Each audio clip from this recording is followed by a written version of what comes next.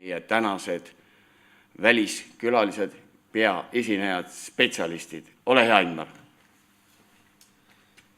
Tere! Mina olen Ingmar, NNA Suitsuvaba Eesti, ehk siis selle organisatsiooni NNA Suitsuvaba Eesti juured pärinevad Inglismaale, kus on samasugune organisatsioon ja nende mõtted ja ideed oleme me nagu üle võtnud, kuidas käituda. Aga minu esitlus tuleb ka, ma annaksingi kohe sõna esimesele esinejale, professor Martin Jarvis, Health Psychology at University College London.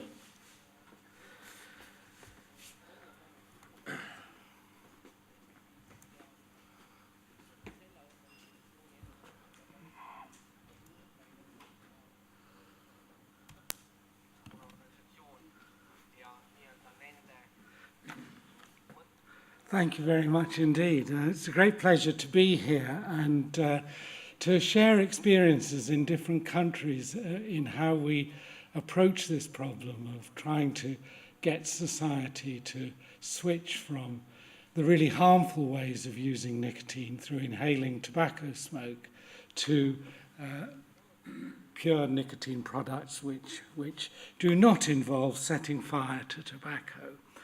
So I'm going to talk about the UK experience in this area. It's a story that's been going on for quite a few years. I've just got to work out how to advance this. Okay, here's just my declaration of interest. No conflicts of interest to declare. I'm an emeritus professor of health psychology. I'm also part of the Royal College of Physicians Tobacco Advisory Group and a trustee of ASH, which is our principal anti-smoking charity in the UK. So the UK has had quite a lot of success in conventional tobacco control terms in recent years. So this is a list of countries ranked across the EU for the extent of conventional tobacco control programs, and you can see that the UK comes right at the top of the heap. So I'm not really going to talk about that, but just to point out that the whole idea about harm reduction is part of a much wider issue of tobacco control policies, and we shouldn't forget all of the important conventional ones. But in addition to that, that cross-Europe comparison doesn't include harm reduction. That's not part of the conventional arms of policy that people look at. But in the UK, in recent years, we have had success in making harm reduction an explicit part of national tobacco control policy. And this, as you can see, is a brief summary of the 2017 National Tobacco Control Plan. And over there, you'll see, I don't know whether this has a pointer, does it? Here, the tobacco control innovative new nicotine products encouraging their use is an explicit part of national tobacco control policy, and that has been very difficult to achieve and an important development. So it wasn't always like that. The UK, back in the Stone Age of tobacco control, back in the 1970s, we fell for the low tar story, which I'm sure you're all familiar with, where the idea was that you reduce harm by reducing the tar delivery of cigarettes, which of course turned out to be completely a failure. There was no representation in national thinking on the tobacco for behavioral science, people who understood what made people use tobacco. And so the role of nicotine in driving tobacco use was not appreciated. ASH, our anti-smoking charity, had simply not taken on the nicotine-seeking model. And indeed, in the 1980s, the UK, particularly ASH, was prominent among those who lobbied the European community to implement a ban on smokeless tobacco throughout the EU, resulting in the snus ban, which still stands 30 years later, well, nearly 30 years later. So not a distinguished history. But we were also, there was another side of this story, and we were fortunate in having one of the great scientists in the study of tobacco, Michael Russell, who came up with the fundamental perception which underlies the whole approach of harm reduction, which is that people smoke for the nicotine, but they die from the tar. In other words, you can dissociate between the delivery system and the drug people are wanting to dose themselves with.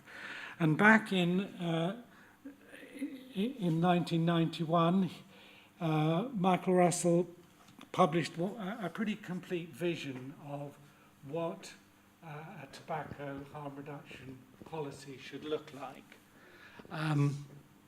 And here it is. So he says, a case is advanced that selected nicotine replacement products be made as palatable and acceptable as possible and actively promoted on the open market to enable them to compete with tobacco products. Everything should be done to give them a competitive edge over tobacco, for they may not be as pleasant or palatable and will depend on other incentives. They should be advertised and actively promoted, even after advertising of tobacco has been banned. There should be health authority endorsement to enable exploitation of their health advantages, and taxation should be adjusted to give them a clear price advantage over tobacco products. So there we have it, in a nutshell, the case for making harm reduction an important arm of policy. Now, Mike Russell brought on a whole generation of tobacco researchers in the UK, of whom I'm one, and Peter Hajek, who follows me at the podium, is another. And the names on this list, Anne McNeil, Jonathan Foles, Robert West, who edits the journal Addiction, all still active and all really learned their trade from Michael Russell and took forward his vision and have been important in arguing from the academic research perspective for the harm reduction case. So that's been one important factor which has helped bring change about. A second really important change which occurred in the UK in the late 1990s was the arrival of new leadership at ASH. Firstly, Clive Bates, who's the director from 1997 to 2003, and he very rapidly took on the Russell view of nicotine and harm reduction and advanced a powerful intellectual case for pursuing harm reduction. And he continues to do that in many forums to this day. And secondly, Deborah Arnott, who took over from Clive in 2003 and is still in post, who has furthered that agenda and who proved very important, successful in building alliances to bring the case forward. The other really important thing that occurred in the UK in the late 1990s, we had a new government come into power which finally started taking the whole issue of tobacco control seriously. And they published in 1998 a white paper on tobacco control called Smoking Kills, and that brought forward a number of important developments, particularly the development of smoking cessation services in our National Health Service and reimbursement for nicotine replacement products as part of that treatment program. But more importantly, it just, for the first time really in the UK, started taking tobacco control seriously.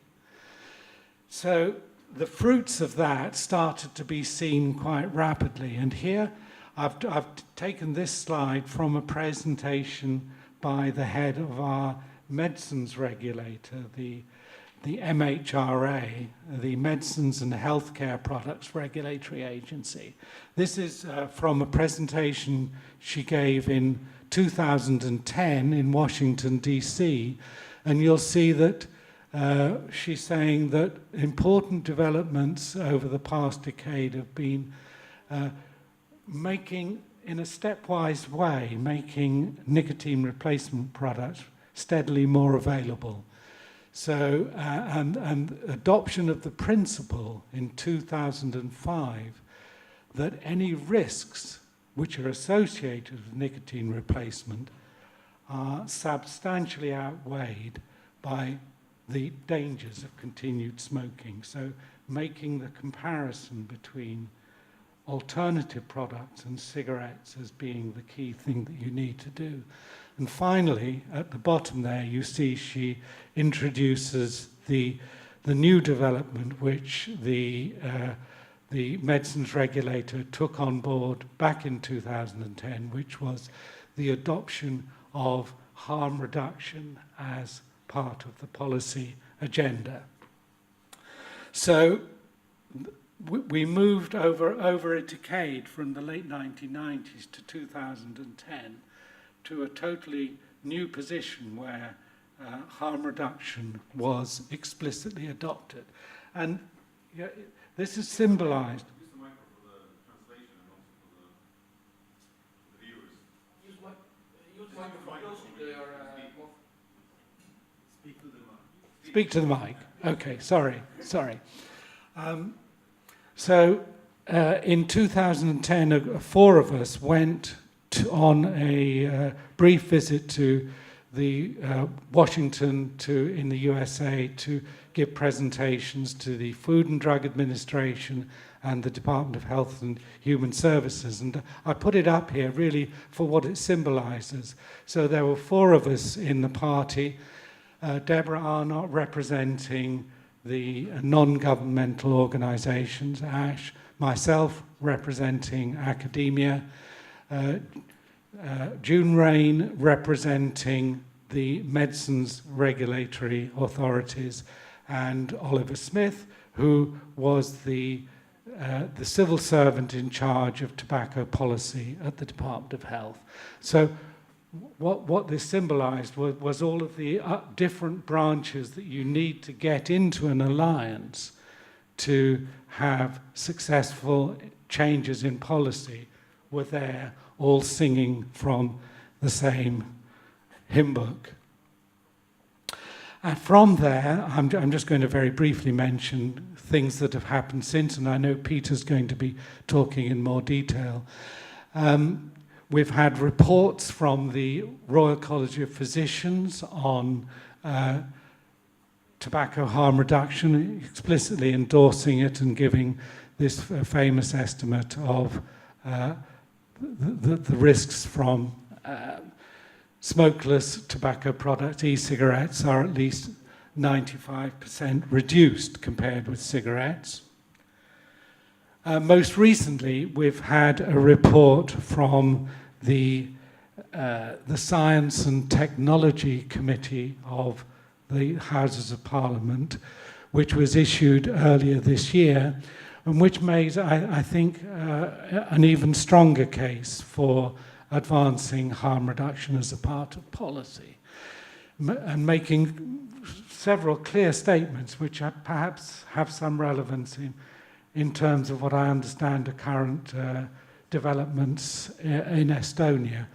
So, recommending that taxation of tobacco products should have a direct correspondence with health risks, that e-cigarettes should remain the least taxed and conventional cigarettes the most heavily taxed, that there should be risk proportionate regulation so that advertising rules and tax and duties should reflect the evidence on the relative harms of the various e-cigarette and tobacco products. And also it was calling for the availability of a medically licensed e-cigarette. And on the issue of e-cigarettes and the effects on bystanders, the passive smoking issue, making the case really that the health risks are absolutely minimal, and that the issue is really no longer one of whether there are health effects of the whatever second-hand vapor there is, but it's more a question which is needs addressing through a debate about courtesy and what people want rather than any health effects. So I'm going to finish off, well, first of all, a summary. So what's the recipe for getting to a position where harm reduction becomes an important part of national policy? Well, I think it's, here's my recipe. First of all, you need to have a coherent and plausible model of nicotine-seeking behavior. What's controlling the behavior? Secondly, a pragmatic approach which says that the health impact of cigarettes is the problem, not addiction to cigarettes. Addiction to cigarettes is only a problem because it's killing users. Thirdly, a shared vision among researchers. Fourthly, you need leadership and sign up from key organizations. Importantly, you need political will. And finally, you need a unified approach from government, regulators, non-governmental organizations and academia. And this is probably more possible in the UK than, say, in the United States, because the tobacco world in the UK is a very small world, and everybody knows each other. And I dare say it's even smaller in Iceland, but it's a small world also in the UK. And finally, what you need is a good evidence base, and I think we've got that. So, and here's to finish off with is an example of the evidence base. So, what we see, people have often been concerned about so-called gateway effects of electronic cigarettes. The idea that, okay, children are going to start using these new products, but that's inexorably going to lead them to use cigarettes. So it's going to continue the problem. But what do we see in the UK?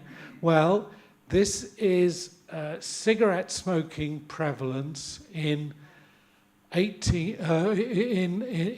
all adults, this first one. And you can see it was been on a declining trend, but that declining trend has steepened since 2009, which is essentially the time when electronic cigarettes started becoming available. So far from increasing prevalence, it looks like the availability of e-cigarettes has contributed to a steepening of the decline in smoking. And if you look in young adults, so this is the group which in the US they seem to be most concerned about. You know, you have the director of the FDA specifically talking about an on-ramp to cigarette smoking from e-cigarette use, and talking about cracking down on popular e-cigarettes and banning flavours. So if that gateway effect was real, then what you should be seeing is an increase in cigarette smoking in young adults, people who've started on e-cigarettes and then who are now transitioning into adulthood. What we see is actually the converse. Again, just as in the UK, there's a clear distinction between the trend in smoking prevalence up to that point and afterwards. Cigarette smoking in young adults in the USA is declining at historically quite unparalleled rates. It's going down more steeply than it ever did before. And the same effect we're seeing in the UK. Cigarette smoking prevalence in 18 to 24-year-olds, again, the rate of decline is actually getting greater. So here's empirical evidence that harm reduction in the form of e-cigarettes is actually impacting population smoking and contributing to reducing death rates from tobacco. So that's where I'd like to leave it and hand over to the next speaker.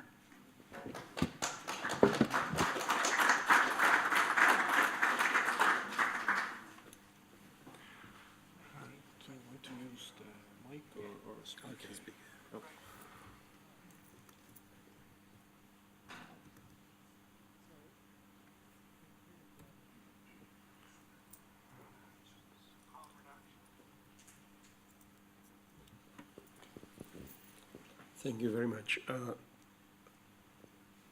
As with Martin, I'm privileged to be able to talk to you about e-cigarettes. It's an important topic. It's something which never happened in the field of tobacco control before, that we seem to be on the threshold of actually eradicating smoking. Like Martin, I have no conflict of interest. My research into health effects and effects on smokers and so on is all funded by these august public bodies. And I will try to outline the current controversy and present to you the interpretation of the field we have currently in the UK. And I also explained that the UK is a bit of an outlier at the moment. We have general consensus that e-cigarettes are a good thing, while a lot of other countries think otherwise. So the controversy is, that's sort of one possible interpretation of it.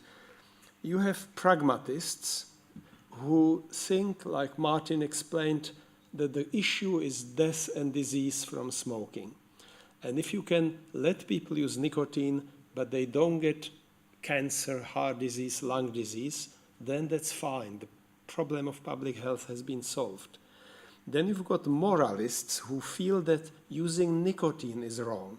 So you don't really care about cancer and heart disease, but you think somehow for some mysterious reason people should not indulge in drug use. And you have nicotine in that category, which is sort of irrational because caffeine is a drug and alcohol is a drug, and we don't have any great campaigns to stop people drinking coffee.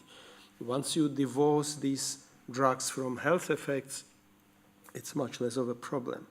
And then you've got the third reason to do something about vaping, and that's, of course, commercial reasons.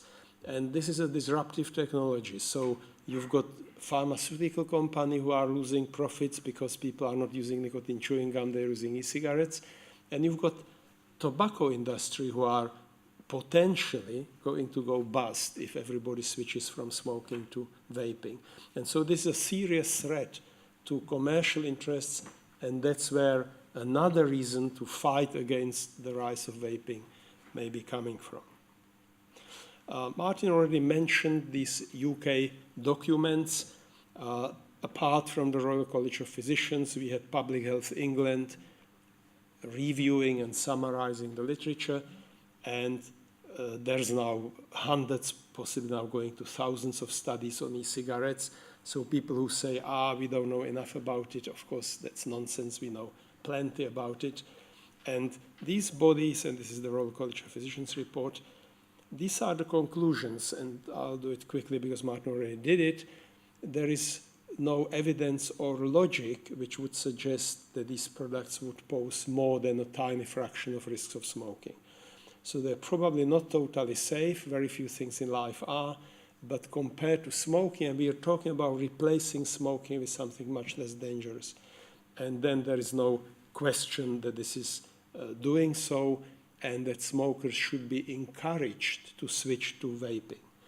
And what I understand about the situation in Estonia, you are doing exactly the opposite. You're trying to discourage smokers from switching to vaping. You're trying to keep them smoking, which sort of doesn't make sense from the public health point of view.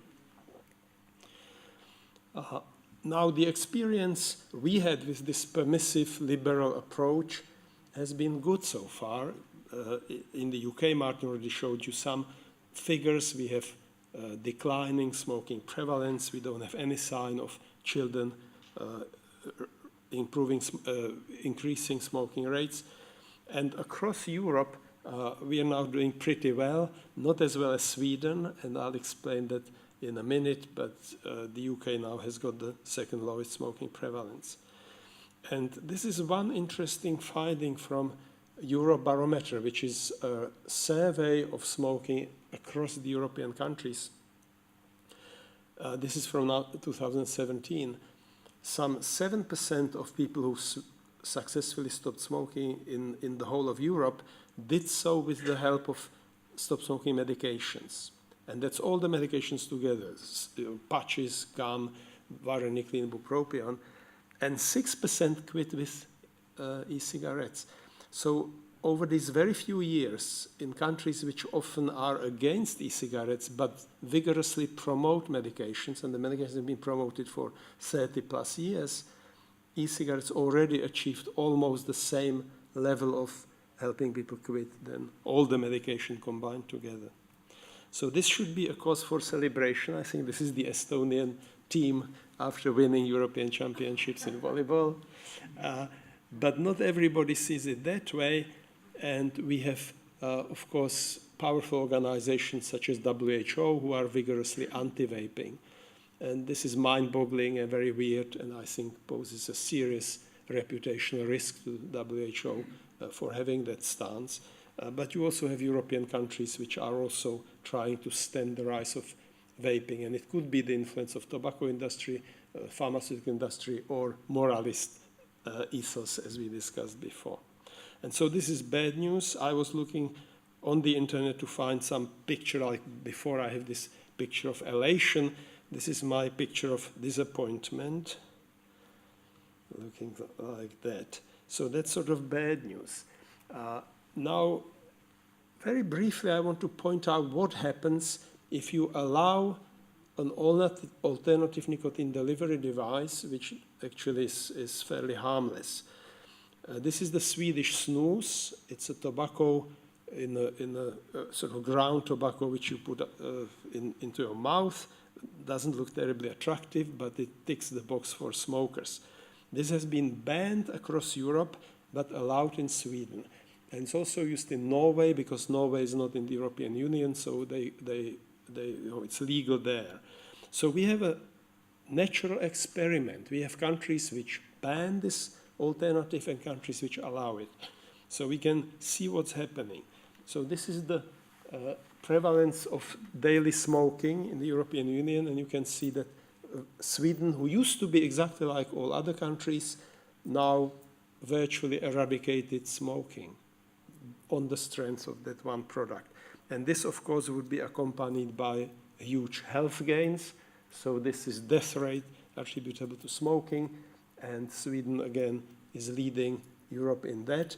And that difference will become bigger because although snus has been going on now for 10, 15 years, the effect on elderly smokers and smoke-related death and disease will magnify as time goes on. And this is a slide which, to me, is probably the biggest news I've ever seen on tobacco control. This is Norway, and these are people under the age 25 who are daily smokers and who daily use snus. And you can see how snus replaces smoking. And if you have 3%, only 3% of people under the age of 25 smoke, very few people become smokers in the older age. Everybody picks up smoking when they're 18, 19, 20. So there won't be any more smokers. So when the current generation of smokers dies off, or stops smoking, or switches to snus as well, there won't be any smokers in Norway. So problem solved. These type of slides are showing you the power of alternative nicotine delivery to actually achieve something. And when you see something like that, you must realize that trying to keep people smoking by making vaping difficult or banning snus, it's really against public health interests. This is another bit of emerging evidence. In Japan, e-cigarettes are banned, but heat-not-banned products are allowed. And not only that, they are allowed to show publicly the difference in risk. And the slide I put in there, that's all over Japan, and you can see the risk of smoking up to 100%, and 90% reduction in risk with heat-not-burn, IQOS primarily, which is a tobacco industry product. And smokers see that, and that's a very powerful motivator to make the switch. In the European Union, there's a ban on this type of advertising, so no manufacturer can actually claim that e-cigarettes are less risky than smoking, which is crazy. Why wouldn't you provide truthful information? But in Japan, they can, and this is what is happening. This, again, is unprecedented in the history of tobacco control. This is the decline in sales of cigarettes in Japan. And because the market is dominated by the Japanese products, the government actually produces cigarettes. So when you see their sales figures, this is the picture you're getting. So masses of people are switching from smoking to using less dangerous products. And so you see that if you make less dangerous alternatives available, smoking will start to disappear. And that's been the goal of public health for past 20 or 30 years. And that's now being achieved with no expenditure on the state, no no burden on health services and so on. I'll very quickly want to go through a few myths that fuel the anti-vaping rhetoric and anti-vaping stance. One of them is that e-cigarettes are somehow promoted by tobacco industry. It's not really true. Tobacco industry entered the market late. They are lagging behind. The small manufacturers who keep improving and innovating the products are much more nimble and faster, and they struggle to keep pace. They're now putting their hope in the heat-not-burn rather than in e-cigarette, but they are trying to stop the e-cigarette rise.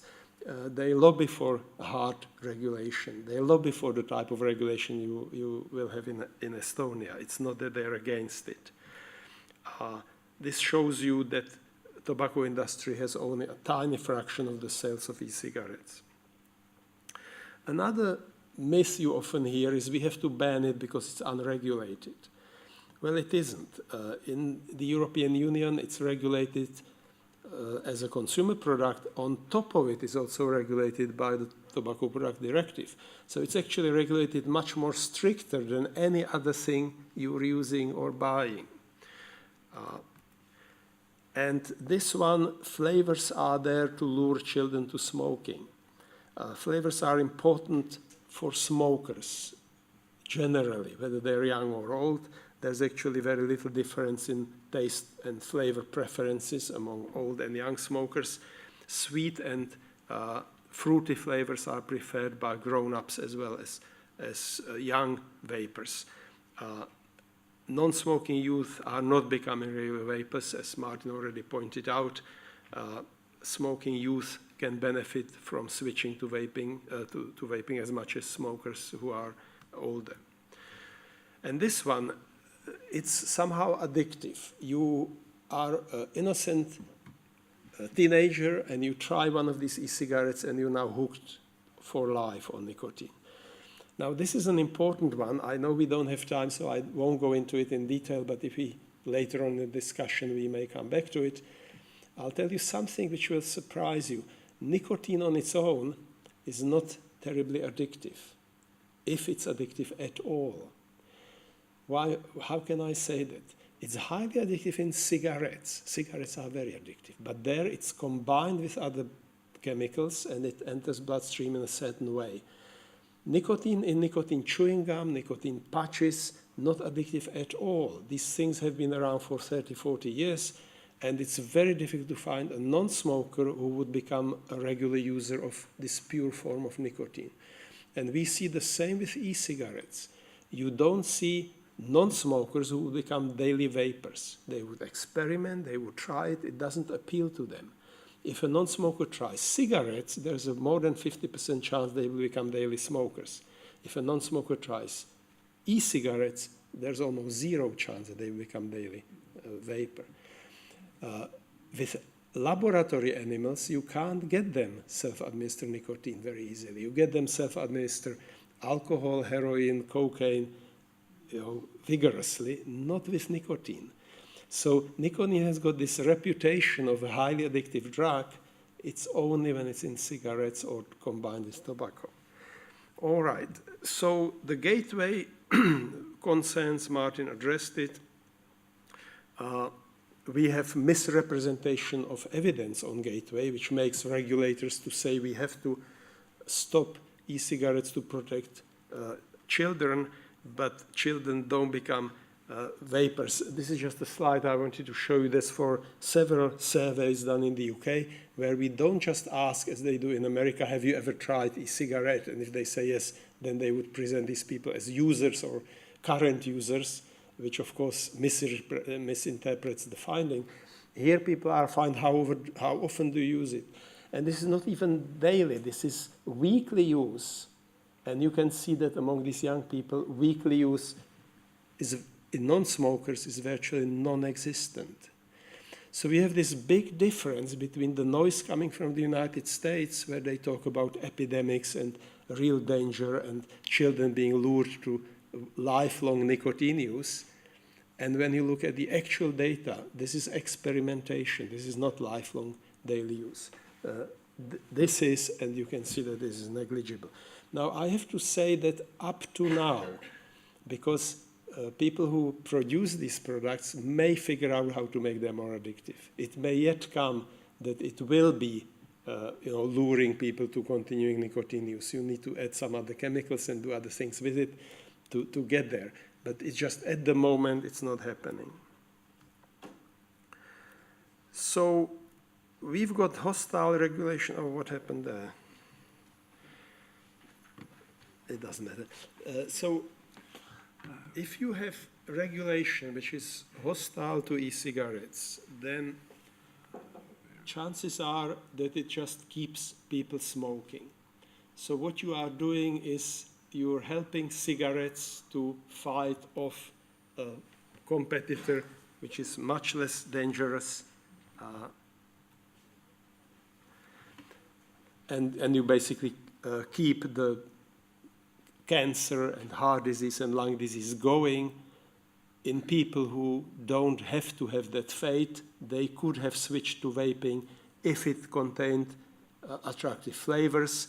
If it was much cheaper than smoking, you would see a masses of people moving away from smoking to vaping. And so for these reasons, the situation I believe happening here, that you're banning flavors and that you're disadvantaging vaping versus smoking by making it more expensive, seems to be really bad news for public health. So thank you for your attention. Thank you, Professor. I think we can take one or two questions if somebody has questions. Any interest? Questions? Okay. And next we have Louise Ross, Suurbritannia suitsetamisest loobumise ja tervisekahjude vähendamise ekspert, kes on nii-öelda isiklikult töötanud selles sektoris viimased 10 aastat, nii palju kui ma tean. Okay. Thank you very much, and I'm so pleased to be in your country. It's lovely. I apologise for my voice. I completely lost it yesterday, but I can croak my way through my presentation today. I used to be the manager of the Leicester Stop Smoking Service. Leicester is a small city, about 100 miles north of London. I can bicycle from one side to the other in about half an hour. It's very small. But we had a lot of smokers, and we are still dealing with the smoking issue. My presentation is about how we became an e-cig friendly stop smoking service and the results that we saw from that. I have no personal benefit of any kind from any of the industries. And I don't need to go over this particularly because Martin and Peter have already talked about how many bodies in the UK really support this idea of harm reduction, get away from the smoking, go on to a harm-reduced product. And that includes smoking and pregnancy as well. I'll come to pregnancy in a bit. What we achieved by doing the e-cig friendly thing is a lot of influence, I believe, and I've now talked in a number of different cities, different countries about this very exciting possibility that by embracing the idea of vaping and other harm-reduced products, we can reduce the number of smokers in any patch. It's given us a lot of confidence, and part of how we developed was by listening to vapers, and this seems to be crucial for the education of policymakers and physicians. We need to listen to vapers more because they tell such a genuine story, and this is the foundation, I suppose, of our approach. We ask lots of questions. We involve people in our talks. And we had to get comfortable with the feeling that we weren't experts. Some of the stop smoking advisors and doctors were worried that they really didn't know enough about vaping. And in a way, we don't need to know all the technical details because the vapers can tell us what we need to know. But the results were what made the difference. And this very brief description shows how we went from just 180 e-cigarette users in our first year, 2014-15, up to over 500 in last year. What is really significant, though, is the results in terms of success. So success for the service in general and all the stop smoking services in the UK is around about 50%. But you see from this that we have a consistent improved success rate. People who use e-cigarettes to stop smoking do so much better than people who use medicinal products. And we see it, other services see it. And the key to that is that it is much more enjoyable. People don't use NRT, nicotine patches, and say, oh, that was fantastic, I really enjoyed using that patch. They don't go and tell all their friends, you must try these patches, they're really good. They hate using it. They endure it for the 12 weeks, the stop smoking program, and then they're grateful to get off it. But vapers enjoy the products that they're using. Who did we actually see?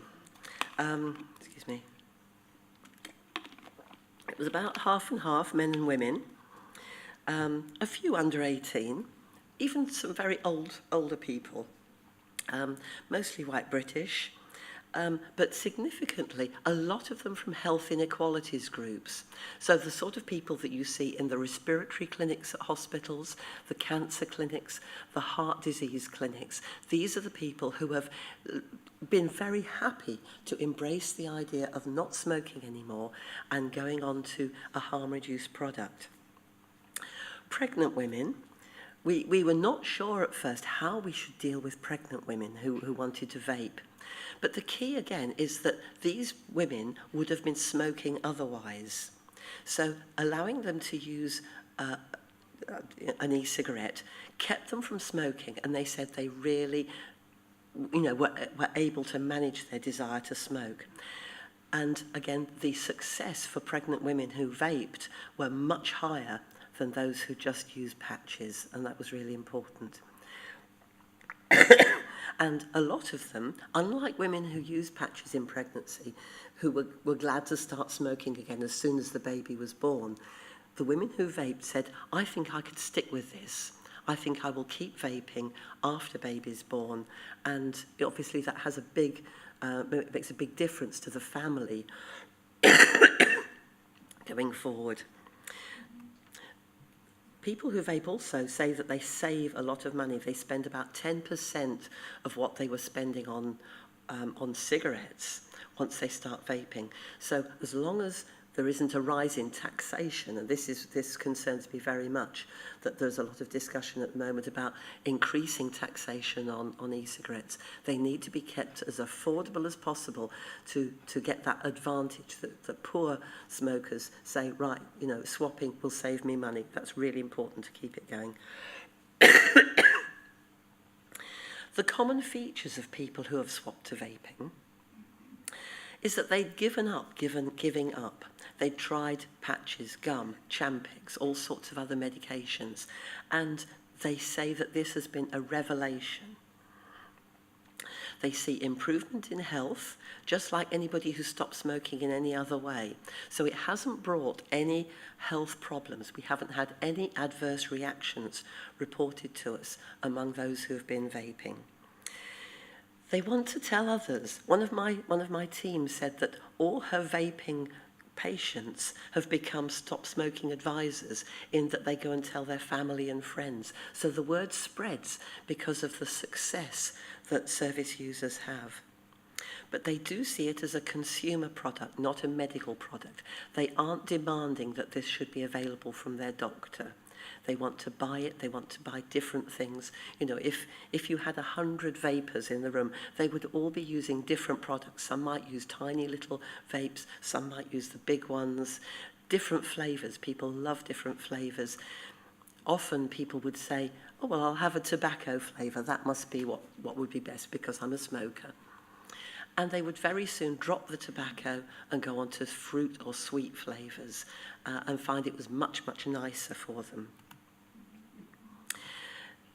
Peter and Martin have already talked about health professionals and policymakers' aversion to the idea of nicotine.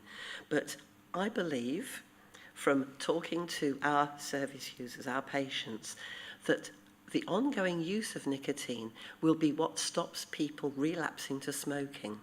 Very often, our stop smoking services see people who had stopped smoking for a while, and as soon as they have a crisis, as soon as they have, you know, a death in the family, or they lose their job, or a divorce, they go straight back to smoking again. And the ones that have started vaping have said that, you know, if there's a crisis, they know that they can use their vape, and that will stop them from relapsing to smoking. Because it's a comforting ritual. They enjoy the hand-to-mouth action. It's like smoking. You're shaking your head, madam. Do you want to ask a question now? Or are you just... You're going to save it for later? I'll save it for later. There's a companionship as well about people who have switched to vaping, and they get support from each other. They can help each other with the technical details, because vaping isn't as easy as just putting a cigarette in your mouth and lighting it. It takes some determination to make it work. We use shops to get extra information to people, and the retailers in our city are just as keen as we are to help people stop smoking. Okay, they make a living out of it, but so do we. You know, we do our jobs because we get paid. They make a living, but most of them are ex-smokers themselves, and they want to help other people stop smoking. We had concerns from health professionals about how to include e-cigarettes in usual care. And you know, they said, why can't we just use what we know works? We know nicotine replacement therapy can work. Why don't we just use that? And it's because, as I said before, people don't actually like it all that much. And if they like something that's going to stop smoking, let's encourage them to do that. We have to deal with a lot of myths. Popcorn lung is the one that we get asked most about. I don't know if you've come across popcorn lung and the stuff about that in this country. There's been lots of articles about that. It's complete nonsense. It was suggested, hypothetically, that people could suffer from popcorn lung like workers in a popcorn factory where they're exposed to a chemical day in, day out for every working day, all the long shifts that they work. It's never been observed in smokers, and there is approximately 750 times more diacetyl in a smoked cigarette than in an e-cigarette. And anyway, the regulations and the knowledge that we now have about chemicals means that diacetyl has been removed from e-cigarettes now. You won't find diacetyl used. Gateway has been talked about. Formaldehyde, another good myth that gets a lot of coverage. Formaldehyde was discovered in e-cigarette vapor when the temperature was cranked up so high that that it off-gassed formaldehyde, but no vapor would actually use their vape at that high temperature. It was only in laboratory conditions that this could be created, not in normal use. Explosions is a good one that, you often get stories, especially from the States, saying that somebody's e-cigarette exploded. These are what they call mechanical mods, where there is no safety feature on them. They generally DIY devices that somebody's made in their garage. You don't buy these sort of things in the European Union. They are regulated for safety. So what does it take to see vaping as a valid alternative? I believe that they help people out of smoking. The gate swings the other way. Believe that every time that you see somebody vaping, they are not smoking. You can't actually smoke and vape at the same time. So even if they're still smoking a little bit, encouraging them to completely switch, no more cigarettes, just e-cigarettes is the way to go. And believe people when they say it was a revelation. We're seeing that more and more patients are telling their doctors, I never knew I could do this. They say that stopping smoking is so difficult. I found it so easy with a vape. What to say to patients, and this is crucial for any doctors that you talk to, that if they've tried to stop smoking before, why not try an e-cigarette? But it's important to say, try one of the better ones, because there are some cheap and ineffective things on the market. The little ones that look like cigarettes are probably the worst for people to try, because they have a weak battery, they have very little nicotine in them. The better ones are refillable, rechargeable devices that give a better hit, and that's what people like. But it's the prejudice that keeps people from switching, and that is unfortunate, because that will lead to loss of life. The point has already been made that it's smoking that kills, clean nicotine doesn't. I say to stop smoking services in the UK, we're a stop smoking service, we're not a stop nicotine service, so we need to decouple that prejudice against nicotine and concentrate on the smoking. So these are my take-home messages. They're not cigarettes. They shouldn't be treated as such in law. You don't smoke them, you vape. People who have switched to vaping are ex-smokers, and that's important to emphasize to doctors. Don't class these people as smokers. They are not. And don't push them to come off vaping. So thank you. I'm glad that my voice lasted for that talk. Thank you very much for listening. Thank you. Do we have questions?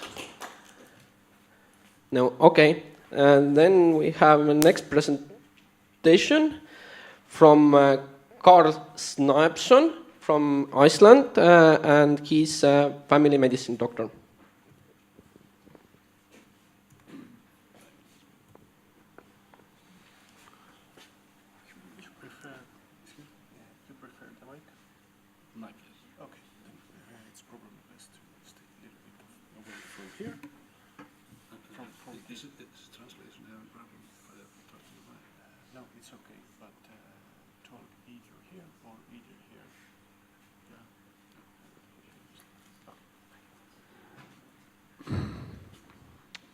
Well, I'll have to speak in English. I'm an honor to be here in your parliament. And if you see, I met a friend who has friends in Estonia, and there's a little message from him because of your independence year. It's a little bit question, or not quite sure. You have 100 years. I thought it was in 1990 or something that you were acknowledged first to have the independence. But you correct me on this if I'm wrong.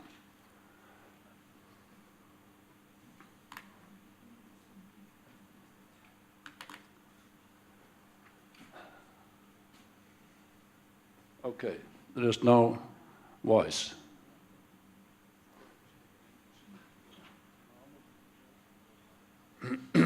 That's bad. He's just saying, this is a former foreign minister of Iceland that was, in fact, is the first country who acknowledges Estonia as an independent state. So he's just saying, congratulate you on your 100 years independence. So let's go to the other ones. Sorry, he has a beautiful voice, even though, and this is, in fact, my favorite politicians because of that. Just a glimpse of the situation in Iceland. I'm not going into the details. You saw my first slide. Iceland is the real outlier, not UK. Well, until the Brexit, probably. But we are the outlier because you have to probably somebody say, I see it so often from the English and more. We are in the second place of low prevalence. Well, we'll see later who's second or who was first. This is common. You saw the graph from Hajek earlier on and Jarvis. That this is a similar graph that we see from the States as we see from the UK. A common trend line. Pause ban, I don't know with you, is point of sale, and there were lots more regulations they put into law in 2008. But nothing happened. Nothing happened on the sale, and the use, it continued to go down, as usual. Something happened in 2008. Not gonna go, 50%, 6 sales. We had another thing going on. You see, this is from 1979 to 2017. You see what we call snus. Well, the Swedes use it, the Norwegians use it. Everybody forgets, well, we use a similar kind under the lip. I call it snus also. We define it as nasal, use it as under the lip. That's very wise. You could do it yourselves. So the pause ban, after the pause ban, you see a rapid increase in the sale of snus, 330%. Even though they tried to put extra taxes on it. The difference between smoking and the smoke less is the other one kills, the other one does not. There's a vast difference between these two. So the difference is positive going over to snus, of course. This was just an overview of the situation we had before vape. Even before vape, we saw an increase or the inrush of the smokeless snus. This is also before vape. We have the death rate.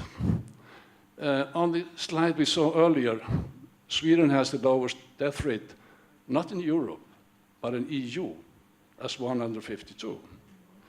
We already had lower in 2000. We had 123 death rate per 100,000 per year. In 2010, we've gone to 60. That's only 1/3 of the Swedes. I'm sorry, Swedes. I worked in Sweden for the last 30 years, so it's nothing about the Swedes, not wrong, they are doing it right. Without any laws, because we don't have any laws on vaping until next year, on the 1st of March. So this, what I'm going to talk about now, has all been happening without any laws in Iceland about vaping. In fact, there was an import ban. You see MHRA or the similar one in Iceland, it only changed it in July.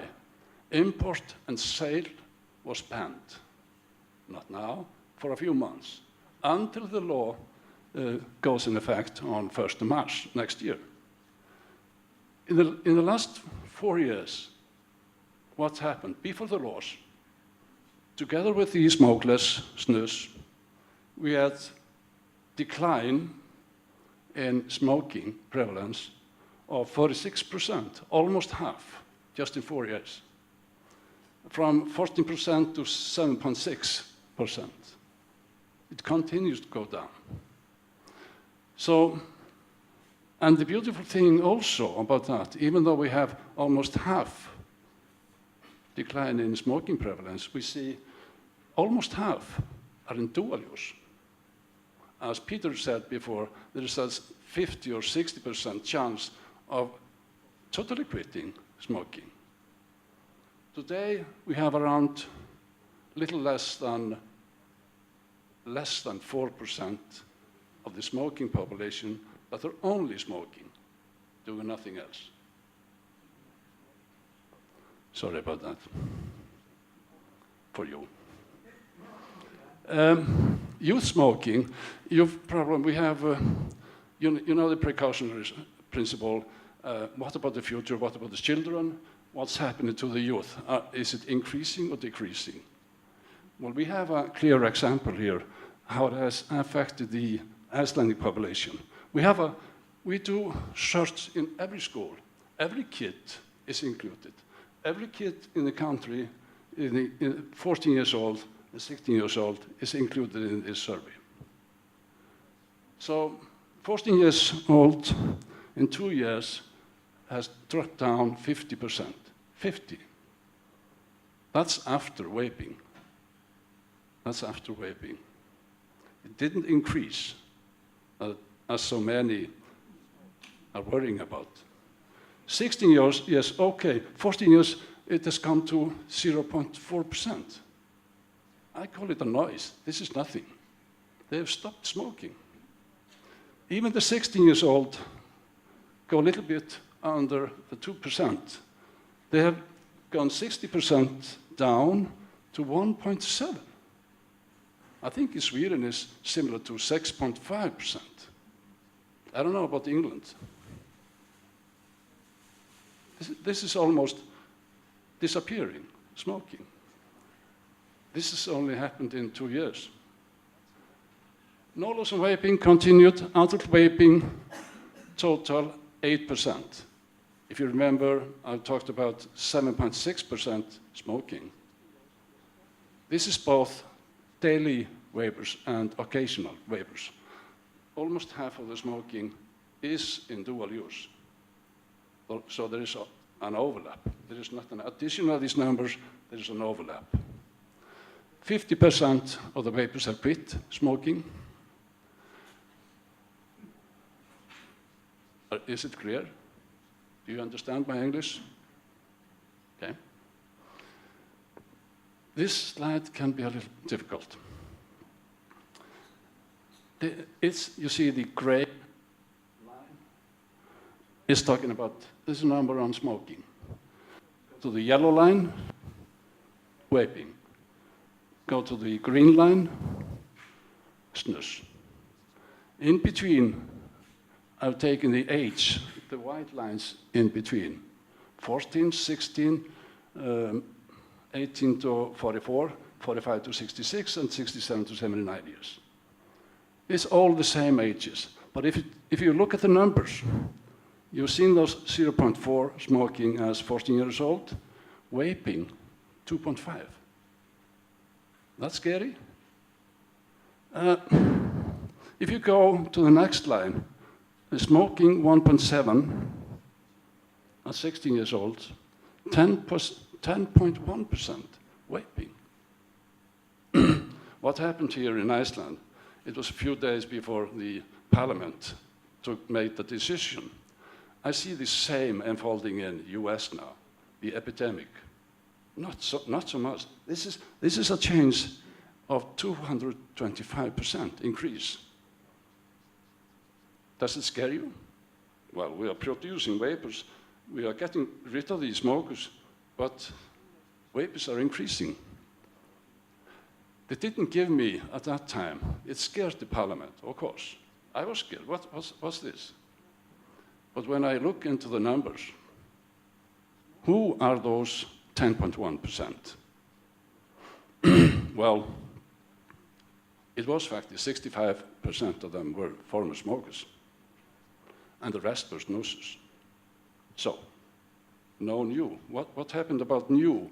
The production of new vapors wasn't any. I'm sorry for those who think that. There is no production of new vapors. And we're probably going to see that also in the epidemic numbers from US later on. So we see the last line, already said. That's my vision of vaping. I don't know, you've probably never seen that before. I've said it a few times on Twitter. I see vaping as a child lock. Do you understand is it right in English? Child lock. That means those who are smoking, they get locked into vaping. They're going for better health. But those who have never smoked before, never done any tobacco, snus, they are not interested. So they stay away from vaping. It's a built-in child lock. Temp smoking kids, but novice kids not interested. That's the situation in Iceland today. Smoking, vaping, snus in the age from 18 to 44. 13% vaping, 8.5 snus, and 5% smoking. Even though the snus seems a little bit low, I think it's low at 8.5%. The younger man, it's only younger men that are using snus. 24%, 22 to 24% of the young men that use snus. 1 or 2 or 3% of the women use snus in the same age. So that seems much lower than it in fact is. One thing I want to mention from the vapors, what happens to the vapors that quit smoking? Those who quit vaping, we see those in the numbers. I haven't got the total grip of the total numbers, but we see the largest group, former smokers, former vapors, is in fact those who have quit everything. That's the largest group.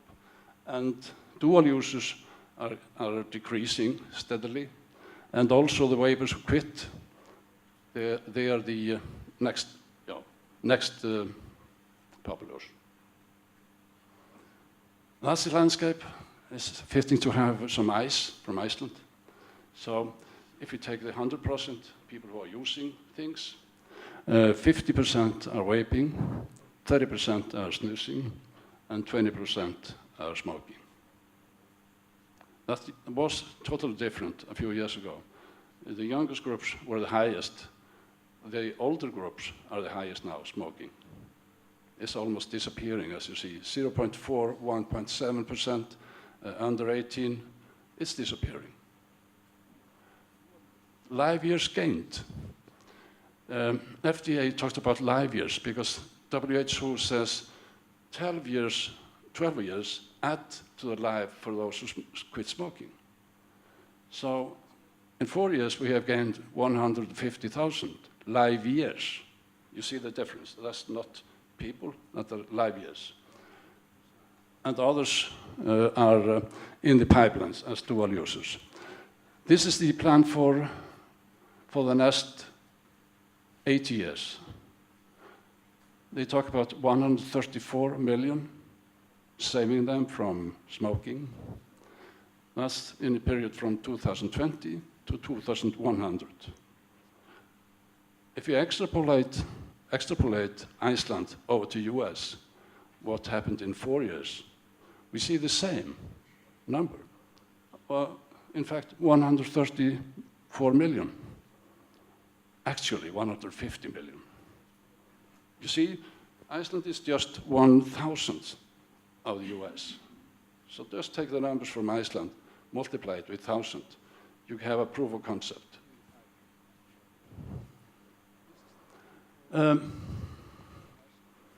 No laws.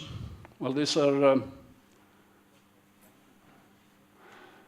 This is everything happened without any restrictions on flavors, without any restrictions on vape sales, except I've had very good contact with every vape shop. 18 years limit has always been, not selling to minors. But an ethical question is, 90% of smokers start before they are 18. So what shall we do with the kids? Shall we ban the vaping? Is it ethical? I don't think so, myself. Even though I go for 18 limit, parents must come in. But we have to think a little bit. We are not locking them out smoking. If we are banning vaping for 18 years, we are locking them out. Like staying outside in a cold Estonia winter in 20 minus degree and not letting it into a house. As similar as I see, unethical. These are the laws in Iceland after that were voted on this year, in effect next year. There are special laws. This is not within the tobacco. It's a special laws on vaping. We have 18 years limit, 20 milligrams as the TBD. We have allowed ads. Yes, we have, but we can't have in advertisement any brand names. Excluded brand names, but we can say it is healthier. It is whatever. Go quit your smoking, come vaping, or whatever you want to advertise. It is allowed ads are visible in vape shops, not brands.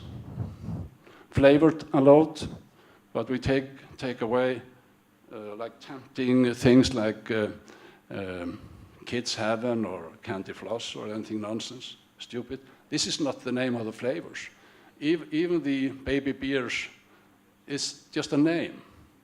So what flavors are in those? Those are allowed, not the tempting ones. Restaurants choose themselves. No limits on tank and bottles. You could take it in 1 liter, not 10 milliliters. Safety quality standards, well, the Brits have very good quality standards on the fluids. We want to follow that. That's one of the basics. In fact, in my meaning, I would say this is the only need. And the education that should follow also. Education about the difference between smoking and vaping. These are only the 2 things, in my meaning, that should be enough. Childproof, these are the negatives. General stores, public areas, you're not allowed to add to it vitamins or such things. Not allowed in play schools or kindergarten. That's common sense. Even at doctor's offices, that I'm not agreeing with. But this is the law as we have it today. This is the most important thing. Importunation about, don't use just politics. Use what is right for the people. Informed. You have a lot of science today, as Peter Hajek says, we have thousands of studies, we have a lot of crap in it also. So follow these guys from the PHA in England and RCP. I think they are the best on it. Thank you. Did I have it right on the last one? Yes, you did. I called a friend, Mr. Google, so thank you. Do we have questions? No, okei. Järgmiseks on suhtumine tubakatoodete poliitikasse elanikkonna küsitlus Iivi Riivits Arkunso, turu-uuringute aktsiaseltsi uuringujuht.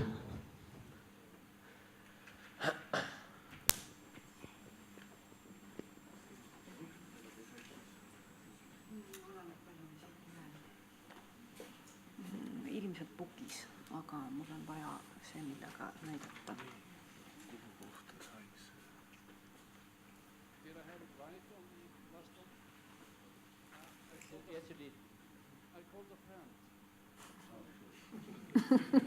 Nõnda suhtumine tubakatoodete poliitikasse siis.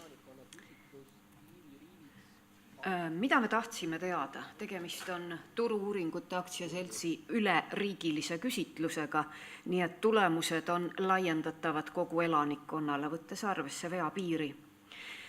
Tahtsime teada saada üldsuse ehk kõikide vastajate arvamust, millisena nad näevad riigi tubakapoliitikat ja selleks hindasid nad rida väiteid, on nad nõus või ei ole nõus. Ja sihtrühma arvamust, sihtrühm on siis see, kes tarbib tubakat ja nikotiini sisaldavat tooteid. Nendelt tahtsime teada, milline on suhtumine võimalikult vähem kahjulike valikute suitsetajatele kättesaadavusse ja milline on suhtumine vähem kahjulike valikute kohta tõendatud informatsiooni edastamisse. Küsitluse viisime läbi oktoobrikuus, nii et tulemused on hästi värsked. Kõik vastajad, neid oli kokku 986, saime siis teada nendelt suhtumise valitsuse tubakapoliitikasse. Need, kes tarbivad tubakat ja nikotiini sisaldavad tooteid, neid oli 986-st 283, nii et päris suur osa on Eestis suitsetajaid või nikotiini tarbivate toodete tarbijaid ja e-sigarettide tarbijad, keda oli 41 ainult ehk 14% suitsetajatest, see on pisikene arv. Küsimused kõikidele suitsetajatele ja esimene väide üleval, millega nad kõige rohkem nõustusid, on alaealistel ei tohiks olla juurdepääsu tubakatoodetele. See on väide, millega on raske mitte nõustuda. Ei sobi nagu öelda, et jah, peaks küll. Edasi, tervishoiupoliitika peaks tagama, et suitsetajad võiksid kasutada tooteid, mille väiksem kahjulikkus on teaduslikult tõestatud. Näeme samuti, et enamik on nõus. Edasi, riik peaks muutma vähem kahjulikud tubakatooted suitsetajatele kättesaadavaks. Ka siin on 3/4 nõus ja lõpuks riik peaks sigarettide tarbimise keelama. Siin on näha kahe viimase aasta tulemused ja 2018. aastal inimesed arvasid pisut vähem, et riik peaks siia sekkuma.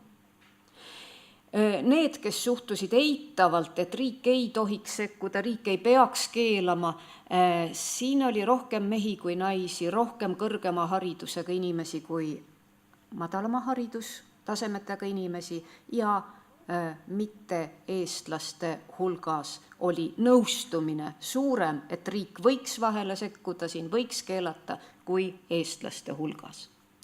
Huvitav on see, et kui ma vaatasin nüüd eraldi, kuidas suitsetajad ise nende väidetega nõustusid, siis nendel on teisel kohal hoopis see väide, et riik peaks muutma vähem kahjulikud tubakatooted suitsetajatele kättesaadavateks. Loogiline järjekord. Nii. Nüüd küsimused tubaka ja nikotiini sisaldavate toodete kasutajatele. Näeme, et kõige rohkem kasutatakse sigarette, 66% suitsetajatest kasutab siis neid iga päev. Teisel kohal e-sigaretid 5% kasutab iga päev, 10% vahetevahel. Ja mis siin veel on huvitav, huuletubakas, see on regulaarselt kasutab seda 12% noortest, 18–29 aastased. Huuletubakad vanemad vanuserühmad kasutavad väga vähe, see on marginaalne, aga noorte hulgas on see teatud määral kasutatav. Nii, informeeritus e-sigarettide kohta. Kas olete hiljuti märganud või näinud, lugenud või kuulnud e-sigarettidega puudutavat materjali? 34% ütleb, et jah, on. Ja näha on ka erinevad vanuserühmad, erinevad haridused, eestlased, mitte-eestlased ja kuidas nad siis vastavad. Punane värvikood tähendab jah, on, värvitu ei ole kindel ja tumesinine siis ei ole.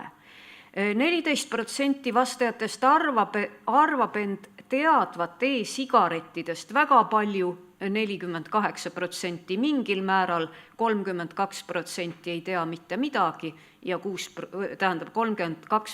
ei tea suurt midagi, 6% üldse mitte midagi. Nüüd nõustumine väidetega ja esimesel kohal on väide, kui mõni toode vähendab tavaliste sigarettidega võrreldes suitsetamise riske ja see on teaduslikult tõestatud, peaks riik soodustama, et see info oleks kättesaadav täisealistele suitsetajatele. Need on siis suitsetajate vastused siin.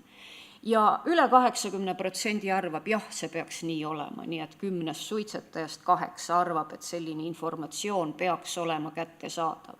Info, mis on siis seotud vähem kahjulike mõjudega, mis on teaduslikult tõestatud.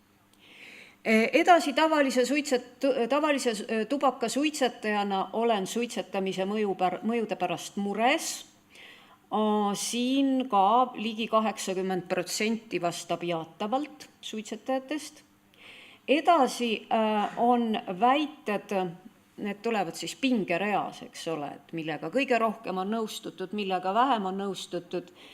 Edasi väide maksude ja seaduste abil peaks riik julgustama täisealisi suitsetajaid üle minema vähem kahjulikele valikutele, mitte muutma vähem kahjulikud valikud kallimaks ja vähem kättesaadavamaks kui tavalised sigaretid. 2/3 nõustub.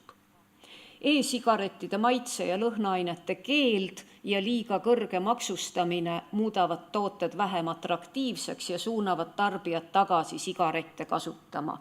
Jällegi 2/3 arvab suitsetajatest, et see nii ei ole. Et see on, ülejäänud siis, et ei ole. Edasi tavalise tubakasuitsetajana soovin üle minna vähem kahjulikele tubaka nikotiinitoodetele. Jällegi 2/3 umbes nõustub. Riik peab suitsetamise vähendamiseks tegema rohkem ja sealhulgas jätma täisealistele suitsetajatele võimalikult palju vähem kahjulikke valikuid, 2/3. Ja 2 viimast väidet on seotud otse e-sigarettidega. Ja sellepärast mul tekkis küsimus neid tulemusi analüüsides, et kas inimesed ikkagi, et kuidas nad mõistavad, mis asi on vähem kahjulik valik? Kas nad on sellest informeeritud? Sellepärast, et vaadake, üsna vähe on nõustutud viimase väitega, e-sigaretid on tavaliste sigarettidega võrreldes parem valik. Veerand arvab, et jah, on. Aga see peaks ju olema vähem kahjulik või? Ja altpoolt eelviimane ma läheksin üle e-sigarettidele, kui ma oleks kindel, et need vastavad kvaliteedi ohutusnõuetele ning oleksid mugavalt kättesaadavad nagu tavalised tubakatooted. Nii et siin on peaaegu pool vastab, et jah, ma läheksin, kui see niimoodi oleks. Nii et esimesel kohal info kättesaadavus, teisel kohal suitsetamise mõjud, edasi jääb kuidagi lahtiseks, et mida nad ikkagi mõtlevad selle vähem kahjulike mõjude all, sest see on kindlasti koht, kus elanikkonna hulgas infot jagada. E-sigarettidele, kuna aeg on hästi limiteeritud, siis siis nende väidete puhul ma ei peataks, aga võtan kokku nende tulemusi. Ma arvutasin välja selle metoodika järgi, Eestis peaks olema e-sigarettide kasutajaid suurusjärgus 45 000. Võib olla palju vähem, võib olla palju rohkem, aga vaat keskelt läbi see 45 000 hinnanguliselt siis peab olema. Ja 3 tüüpilist põhjust e-sigarettide tarbimiseks üleminekuks on esiteks tahe lõpetada sigarettide suitsetamine, 60% ütleb seda, soov mitte nii palju kahjustada ümbritsevate tervist, 55%, ja head maitsed, 47%. Muide, see mitte kahjustamine ümbritsevate tervist, see jookseb läbi siit igasugustest väidetest, nii suitsetajate kui ka nende e-sigarettide tarbijate hulgas. See oldakse teadvustatud, et passiivne suitsetamine on või sundimine lähedasi passiivsele suitsetamisele on vaenulik tegevus. 2 tüüpilist olukorda, ostukohta, kus kohast nad siis e-sigarette hangivad, on spetsiaalsed poed, mis müüvad e-sigarette. Nii et pool tuleb sealt ja veebipoed, veerand. Nii. Tänan.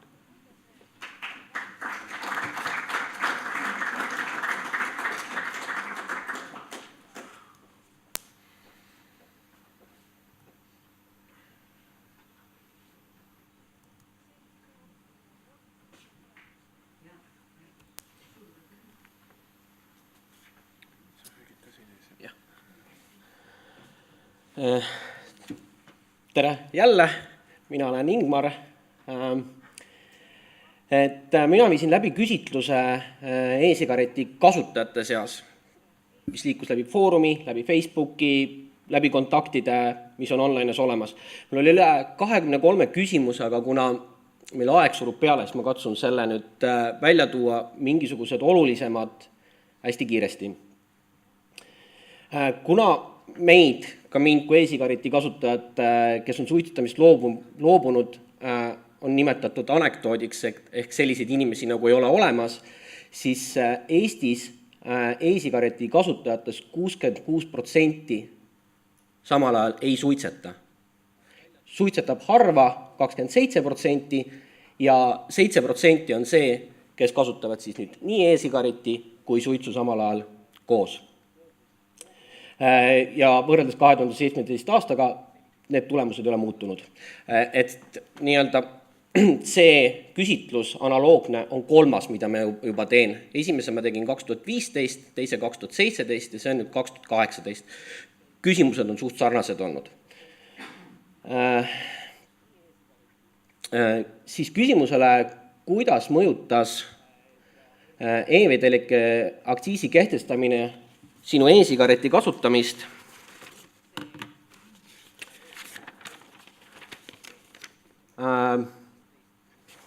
Need vastused on siin näha. Kõige suurem probleem, mida mina näen, on see, et inimesed hakkasid uuesti suitsetama. Ja mis iganes seadus vastu võetakse, kui see suunab inimese suitsetama lõpptulemusena, siis see ei ole korrektne ega ka moraalselt õige minu arvates. Et see on väga-väga halb.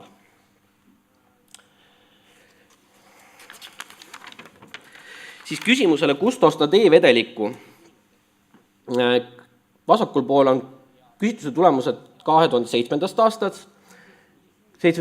aastast, kus enamus ostsid kas Eesti e-sigareti poest või Eesti siis e-poest. Nüüd aktsiisi tulemusena on näha, et need ostukanalid on väga-väga palju muutunud. Miks pärast on see probleem?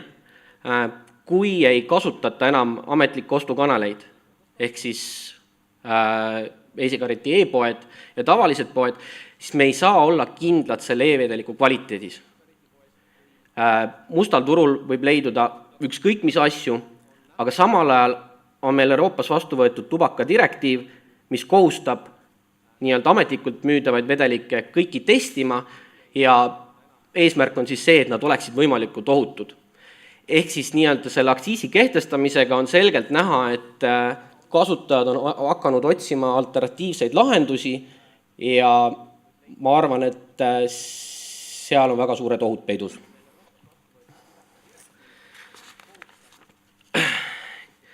Siis küsimus, maitsetatud vedelikud keelatakse Eestis järgmine aasta 1. juulil. Mida hakkavad kasutajad tegema? Siin on jälle kõige suurem probleem on see, et hakatakse uuesti suitsetama. Ja ülejäänud vastused on kõik nii-öelda alternatiivid käitumisele sellele, mida soovib riik. Ehk 10% on nõus kasutama tubakamaitselisi ja maitsestamata e-vedelikke. Et Itaalias ja Soomes on ka karmid reeglid. Nendega on üle piiridele mindud. Ja seal on täpselt samamoodi alternatiivne turg, kus kasutajad oma tooted hangivad ja selle alternatiivse turu nii-öelda ohtlikkus tarbijale on selline, nagu ta on. Ka mina proovisin korduvalt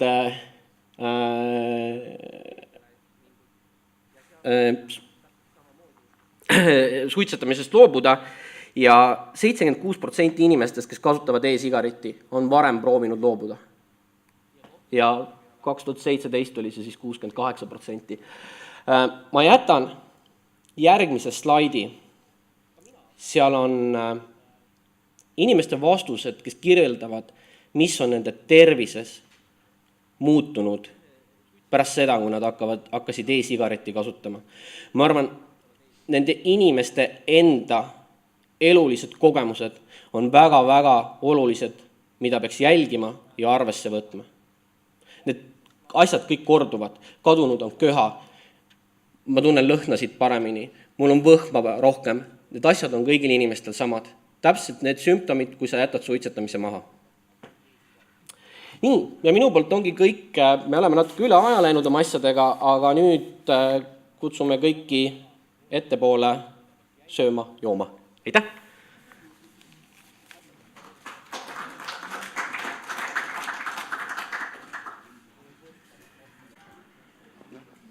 Sina istu nüüd siin kuskil keskel, ole siis juhataja.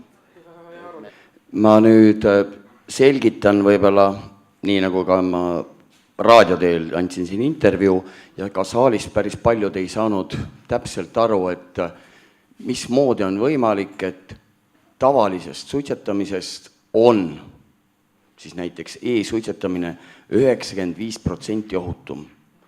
Asjapulk on lihtne. Suitsetamise tulemusel tekivad pigi, tõrv, tahm.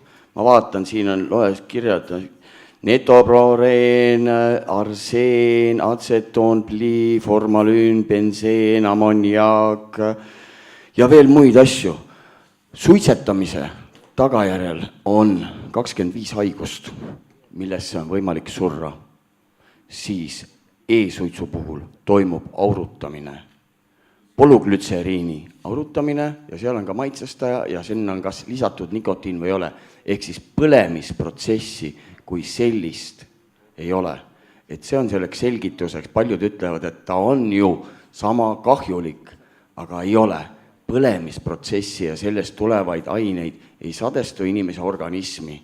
Selle tulemusena ta on. Samamoodi on ka snüüsi puhul jääb põlemisprotsess ära, vaid see imendub organismi.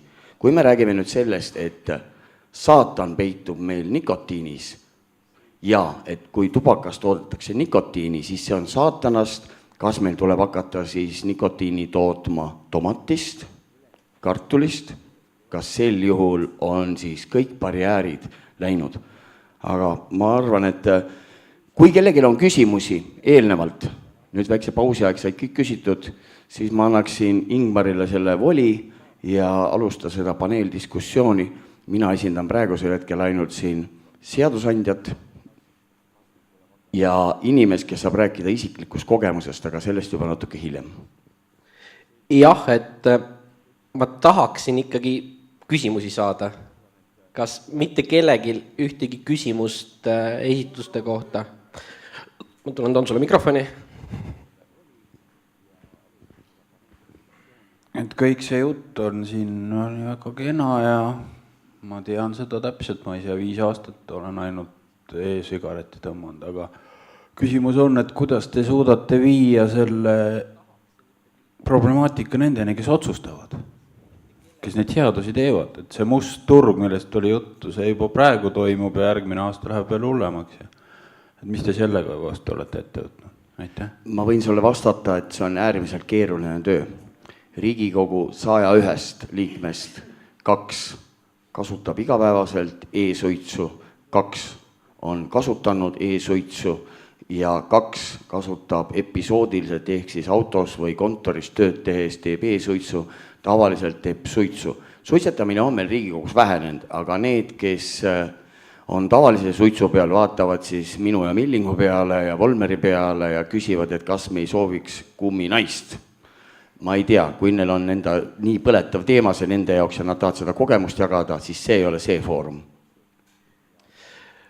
For our speakers, I have a question.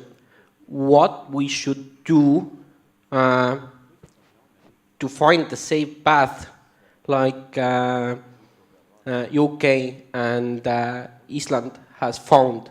What did you do differently than we are doing wrong here in Estonia? What do you see some pathway to us?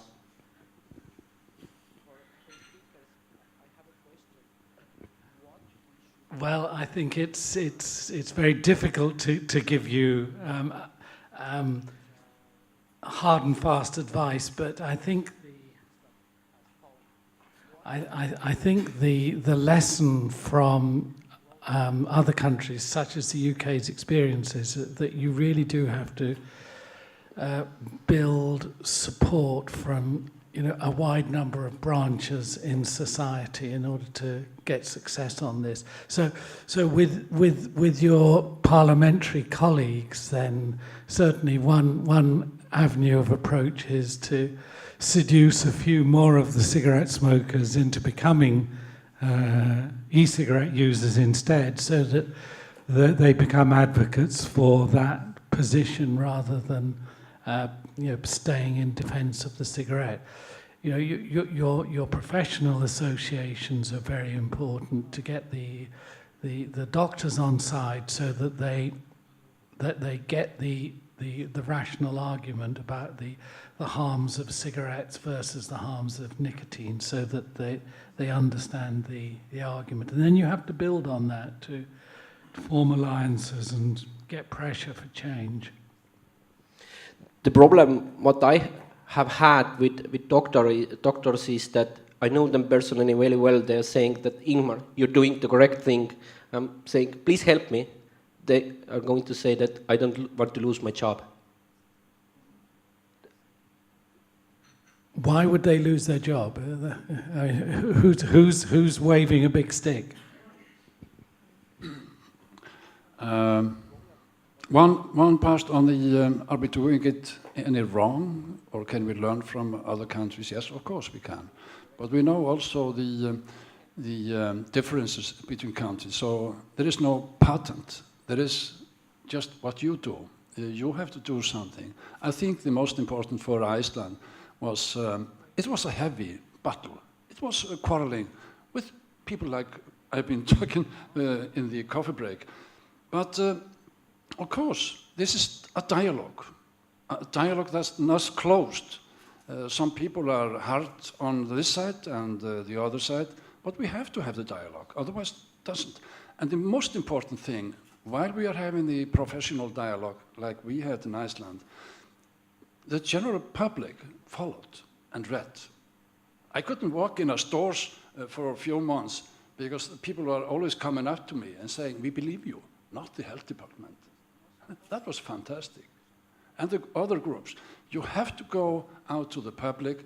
If you win the public, or inform the public, not propaganda, just plain, sorry about my English, fucking English. No, I was going to say just plain information based on science, not beliefs or propaganda or agenda.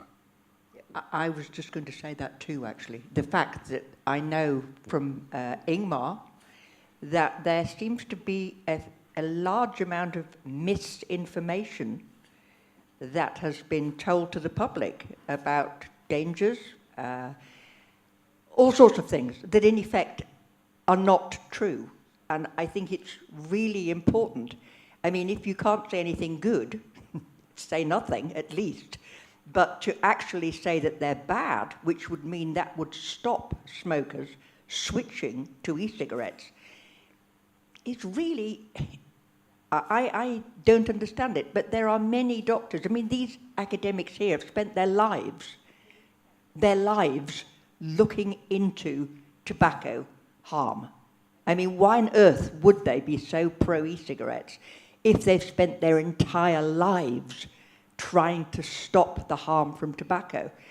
And likewise, scientists that we know, many scientists, again, chemists, that have come back and they've spent all their lives trying to stop the harm from tobacco, and they believe in e-cigarettes.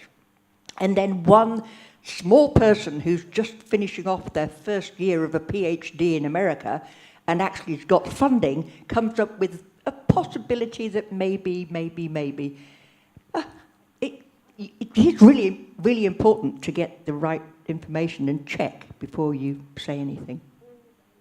I think this is a huge opportunity for Estonia to bring itself up the league table into the green of tobacco harm reduction and smoking prevalence, and to take control of the agenda in the next few years and see the rate of smoking go down. And I can give you the example of the UK and Ireland, which take very different positions on e-cigarettes, for instance.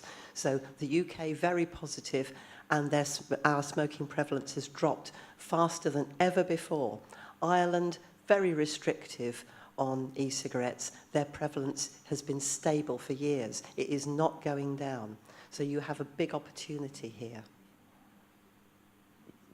Ma küsiksin külaliste käest, et kas mingil määral olid ka eetilised aspektid äärmiselt olulised.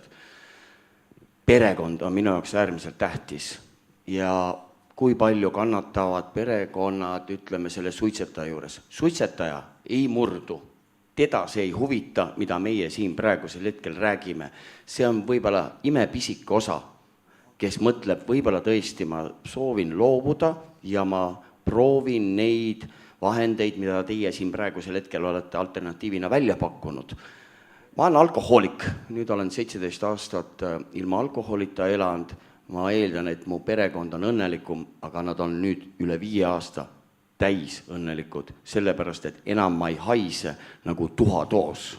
Enam ei ole seda probleemi, et issi pane närimiskumm suhu, sellepärast, et kui sa siia tuled teise kohta või mu riided haisevad, et kas sellised küsimused olid teie maades küsimuseks ja kas te küsisite arvamust ka nende pereliikmete juures, kes pidaid elama koos suitsetajaga?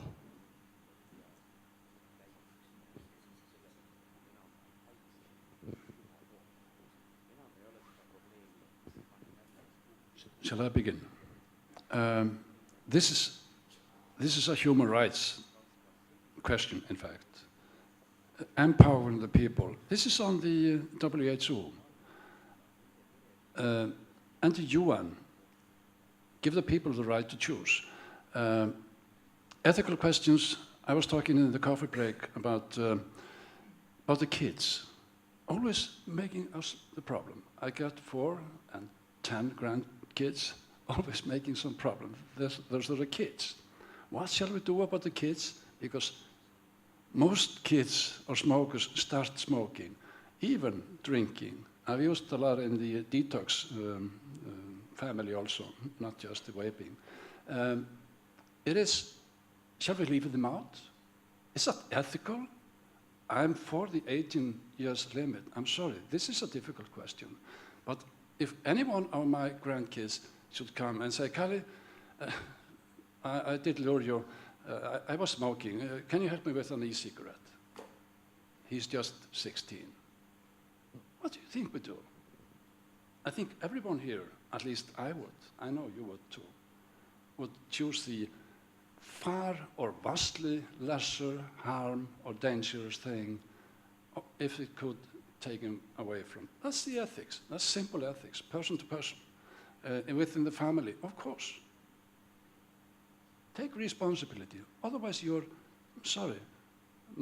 Sometimes I'm bad in English. I would say we were nuts if we were behaving otherwise, denying. Was that? Can I just say, don't you, just to make sure that we that you all understand and you're not getting the wrong information, the rule in terms of human rights, the United Nations, is that people have a right to reduce their personal risk. That's what they have, an individual right to reduce their risk. So actually by not allowing the sale, or in other words, if you don't make it easy and affordable to access, then in a sense, it's the same almost as a prohibition, to be honest. Yes, and can I add to that? We have a circle here. If I add to that, I've been practicing medicine for a few hundred years now, I feel so. Almost everything, we're talking about harm reduction, is something special like quitting smoking. And we used it also earlier on, as Jarvis has mentioned, about the HIV and some other things too, opioids also. But really my medicine and every doctor's practice is harm reduction, except for a few antibiotics. Otherwise, we are practicing harm reduction. I guess, how many of you have got antibiotic in your life? Yes, of course, everyone. That's harm reduction. We are practicing harm reduction, so we have to acknowledge the huge difference between the smoking that kills, according to the WHO, WHO, that's killing 50%, shortening our lives with 12 years. That's a no-brainer. Yes, we can laugh. We can laugh into the death also. But why the harm reduction principle is working so well in almost all the other areas, and we are not seeing it working in with e-cigarettes? Why it's like that, except some countries? Well, it's a good question, and I'm not sure we can give a really good answer, because to most of us, it seems like a no-brainer that the harm reduction principle is a good one. But, there are competing ideologies here, and in some countries, the ideology seems to be that we not only want to have a world which is tobacco-free, but we want to have a world which is nicotine-free. So people appear to have an ethical objection to people using a drug and maybe being dependent upon it. And that principle seems to hold undue sway at the moment in places like the USA, which of course does have a long-standing prohibitionist tradition. So looking across even US policy positions, that there seems to be enormous confusion, and in some areas they're all for harm reduction approaches. In the tobacco instance, for some reason, they've become very entrenched in a position which is basically prohibitionist. So I can't really get my head around why that should be, but it's an fundamental debate that each country has to have in reaching its position on this. I think there is something about drugs which is a bit different from almost anything else. And once you get the smoking and the nicotine issue into the drug field, we are not talking about health, physical health, you're talking about something which has moral, ethical connotations. And this thing about eradicating nicotine use taking over from eradicating smoke-related death and disease, I think can be explained by that. there is something sort of instinctual. People have this gut feeling that using drug is wrong and we have to get rid of a drug. And I think it's such a difficult switch for people to make from seeing nicotine as death and disease on seeing nicotine as caffeine. And so the society has no problem with coffee drinking because coffee never got into this drug use category. And yet the two drugs are extremely similar. They do the same things. They may even have similar level of dependence potential, but totally different reaction to them. And I think it's just history that nicotine is seen on par with hard drugs and caffeine is seen as something innocent. Järgmisest aastast kaob Eestis suitsetamisest nõustamiskabinettide rahastamine. Kas teile, kuidas see tundub, kas neid kabinette on vaja rahastada või on vaja keelde ja käske veel rohkem juurde lisada? Ma toon lihtsalt ühe võrdlusmomendi, et kui 1971. aastal Nixon kuulutas sõja narkootikumidele, siis 2011. aastal tehti väike audit ja tarbimine oli üle maailma tõusnud 35 korra. Aga minu küsimus ikkagi teile, kas suitsetamisest nõustamiskabinette oleks vaja edasi rahastada või see otsus, et neid enam ei rahastata, on edasiviiv? Aitäh!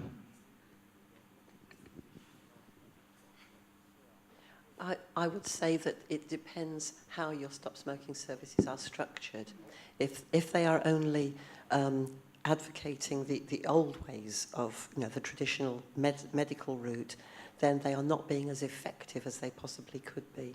So if they geared up and embraced new products as well, I think they could be very effective in reducing your smoking rates. And they need to look at research and what research is valuable and truthful and what research is not. And I was going to use an example to the last question about a recent study that showed that you're twice as likely to have a heart attack if you vape.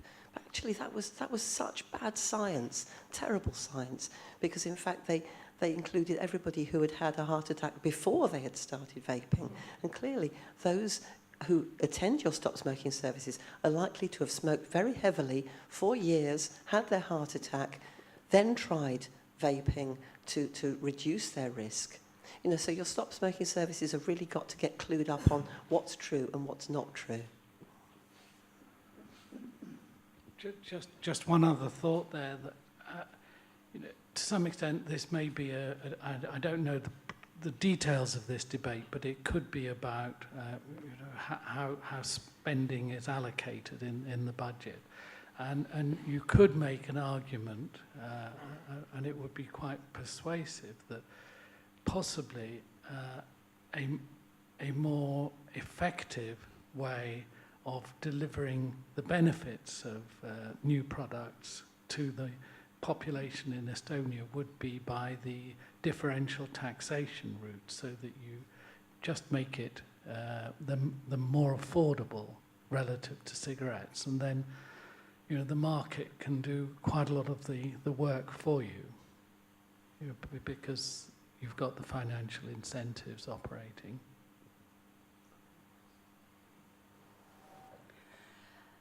Suur tänu kõikidele esinejatele, kuigi me ausalt öeldes algselt mõtlesime, et kuhu me sattunud oleme, aga nüüd on natukene asi selgem.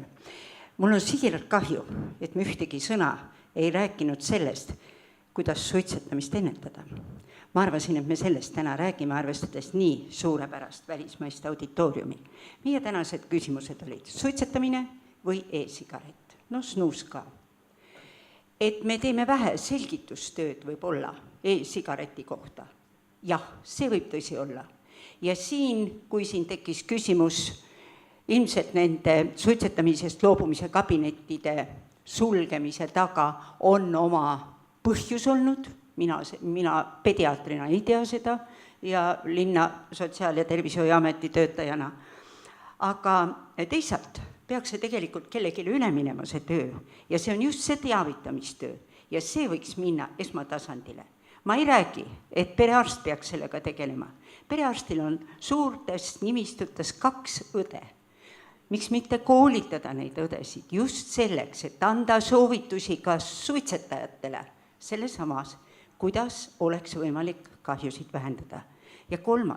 pediaatrina olen ma siiralt seda meelt. Lastele me ei hakka pakkuma võimalusi, kas sa suitsetad või sa hakkad parem e-sigaretti võtma. See ei ole võimalik meie maal.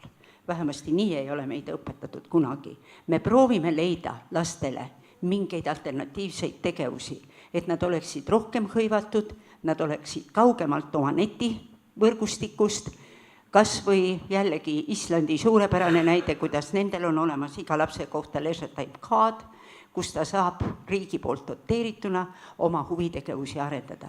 See võiks olla meie suund. Laste puhul hakata, ka noorukite puhul hakata selgitama, et parem suitseta e-sigaretti. Ma ei pea seda eetiliseks. Peale selle, Eesti lastekaitseseadus, kuna ma olen ka Lastekaitse Liidu president, ütleb, mis on vastu võetud 2016, paragrahv 4, igal lapsel on õigus oma tervisele. Nii et seda me peame järgima. Mis puudutab lugupeetud uusi niisuguseid tuttavaid, kes väitsid, et nende 55 töötajast 50 tarbivad e-sigaretti. No siis tekib mul paratamatult niisugune tunne, et te olete väikse valiku teinud, kui te olete endale töötajad võtnud, aga see on minu arvamus. Nii et need oleksid niisugused mõtted, et kahtlemata ühiskonnas me peame alati tegema selgitustööd, aga me peame rääkima rohkem ka sellest, miks üldse mitte suitsetama hakata. Aitäh! Ma tänan, ma vastan põgusalt, et noorte pärast minul ei ole muret. Noorte seas suitsetamine ei ole populaarne ja see väheneb ja noorte seas ei ole ka veipimine populaarne. Nii nagu siin öeldi juba seda eelnevalt, et kes ei ole suitsetanud ega veipin, teda ei huvitagi veipimine. Nüüd aga positiivselt hõivatud noored, kõik pea 60% meie noortest sportlastest tarvitab snüüsi, sellepärast, et see annab neile toonust juurde. Aga, nii nagu öeldi meil Sotsiaalministeeriumist, siis Eestis snüüsiga probleeme ei ole, sest snüüs on keelatud. Kõik noored sportlased tarvitavad seda, sellega probleeme ei ole, sest see on keelatud. Kuidas me jõuame tegelikult sinnamaale, sest ma ütlen tõesti, noorte jaoks suitsetamine ja veipimine ei ole popp tegevus. Nende jaoks on täiesti arusaamatu tegevus. Thank you for the question, Anna. Well, you know how much the smoking prevalence is in Estonia with young people? It depends from the age group. Yeah, younger than 18? As in 14, 16, I showed you 2 age groups. I always like very concrete questions. As a very concrete question. That I will send you information about the age group, how many percent. If I will say maybe, in this case not really. Okay, I was just asking about the prevalence. But I know that they start from the age of 10, 11, yes. And on this way. Yes. I know also about the sport. When I was younger, I haven't had time for in later years, but we have a few good football players too, and a handball players. But simply say, do something else. Don't count your fingers or go sporting. That's not enough. I'm sorry. This doesn't happen just with the sporting. We have the sport too. Yes, I know. We also have the snus within the sport too. But we have to give them away. The old rules or recommendations have shown that they have failed. Why is Estonia among the highest rate of death in the EU? Why? Okay, we got 60. These are just numbers. These are just algorithms that we are using. But the smoking rate is dangerously high. We don't have any answers. We can't stop children from starting smoking. Taking a wine, having sex, doing all that is I'm sorry, enjoyable. That's life. Again, thank you for your question. Public Health England did a big study on what is the most likely thing to promote smoking amongst children and what we can do to actually stop that. And the greatest influence was parental smoking. So in a household where both parents smoke, the children are 3 times more likely to smoke themselves. So tackling the adult smoking is the most effective way of reducing the likelihood that children will start, much more effective than education in schools, telling children not to smoke, that sort of thing. So I think the UK approach to harm reduction will actually further that and cause fewer children to be seeing smoking in the home. And there was a very interesting study by Richard Peto, who's a distinguished epidemiologist in the UK, worked with Richard Doll, where he on current projections, something like 1 billion deaths from cigarette smoking are anticipated in this century. And basically he modeled, well, how could you do something about it? And basically there were two different scenarios he considered. One was if we were successful in completely stopping new recruitment of smokers, so that stop the tap of new smokers, turn it off so that we don't have any more smokers recruited. And the other was get existing adult smokers to quit. And in terms of the impact on death rates, it was hugely more effective to get adults to quit than it was to focus on adolescent recruitment. And so I think what flows from that is that it's probably, in public health terms, a better strategy to focus on getting adults to quit. And as Louise has said, actually, that probably comes with the bonus that it also is the most effective way of stopping new recruitment as well. Yes, I think this is a very important issue. I don't think there's a tension between prevention and cessation. I think what e-cigarettes are doing at the moment is both. You've seen the slides which Martin was showing, that actually there is an accelerated decline in the recruitment of young people to smoking. So e-cigarettes could be contributing to it, deflecting people from becoming smokers, but it could also be what Louise was talking about, the example of parents and smoking gradually becoming something obsolete, something only people who can't take care of themselves would do, totally losing its appeal. And so, I don't think there is a tension or that the two have to contradict each other.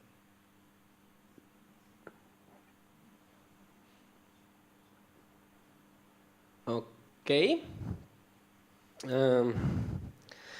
What I would like to add is, I think it has been a little bit wrong feeling about this event. First, I don't think this is a promotional event for e-cigarettes.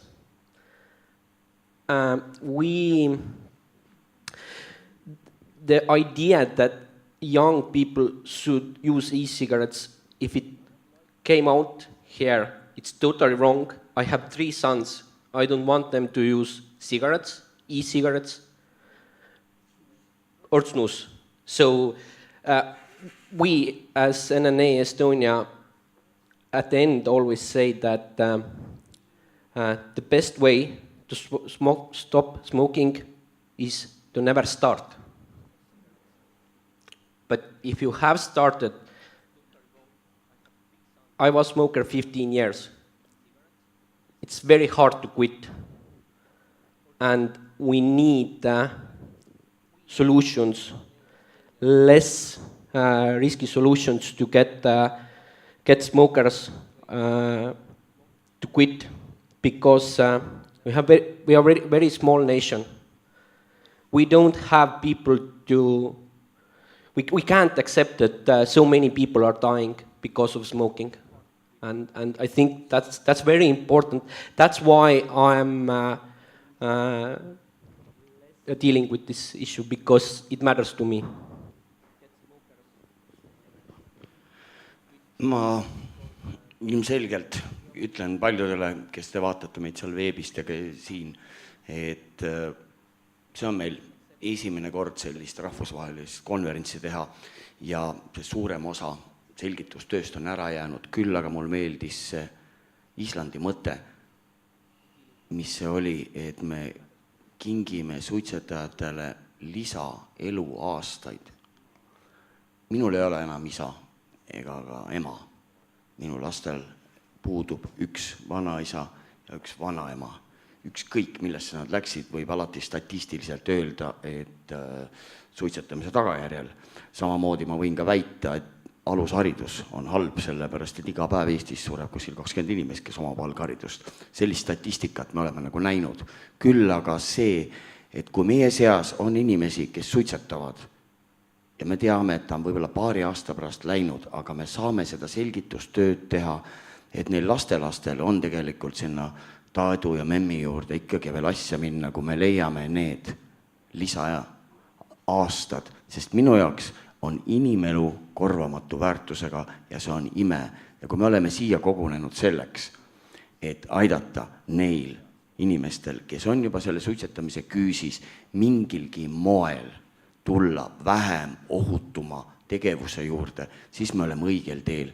Kui Island juba suutis neid numbreid kokku panna ja kui me näiteks aasta pärast koguneme siin ja me saame öelda, et Eestil on juba kinkinud näiteks kas või 5000 aastat suitsetajatele, siis me oleme päris suure sammu teinud. See on väga suur samm, sellepärast, et see peab toimuma meie ametnike peades esmalt. Aitäh.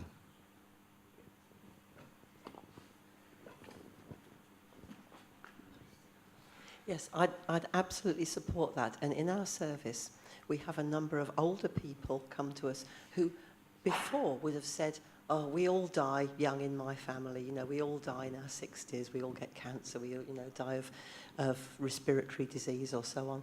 Sorry. And this new development has given them hope. And they say, I want to do it now. I think I can do it, and I do it for my grandchildren. So there is a real sense of hope here that now they might have something that could actually transition them from smoking, which will kill them in their 60s or even earlier, and something that will give them more years of quality life.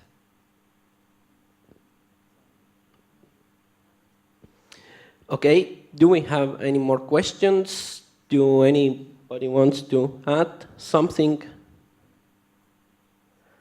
Okay, I think then we can end this panel. I want to thank Yes, okay. Can I answer Anna first? I agree with you that I've always missed when we are talking about e-cigarettes and the positivity of switching from cigarettes, that we are not longer, and I also see the tobacco control, the classical tobacco control, just missing the point. They have stopped talked about prevention on smoking. They're just talking about e-cigarettes, against them. That has worried me over the last years. I can't remember when I saw last time any tobacco control or health department talking about prevention of smoking. It's always about e-cigs. I'm sorry about that. I do that too. We have very few left smoking, and the kids almost disappeared. But we have to continue. The information we have to go out with continuously. Is electronic cigarette less harmful than regular cigarette, and why? Thank you. Is electronic cigarette less harmful than regular tobacco, and why? I think we all have been repeating that answer for... yes, it is. It is rather strange that people think that they are even close. I can't even categorize. I think we are wrong even comparing them. There's a totally different thing. There is no linear thing of harm. I don't see harm in vaping. I don't see reduction because there is not. We haven't shown any harm. Yes, irritation in the throat. It is vastly, hugely different. At the simplest level, if you set fire to tobacco, you liberate a huge number of chemical compounds which are then inhaled, and at least 57 of them have been identified as carcinogens. So setting fire to tobacco is a really bad idea. Now, and of course, that's what you're not doing with an e-cigarette. It's just nicotine and a couple of other compounds. And so the inherent toxicity of the stuff is vastly reduced. So it's chalk and cheese. There's absolutely no comparison, and clearly, the debate is, well,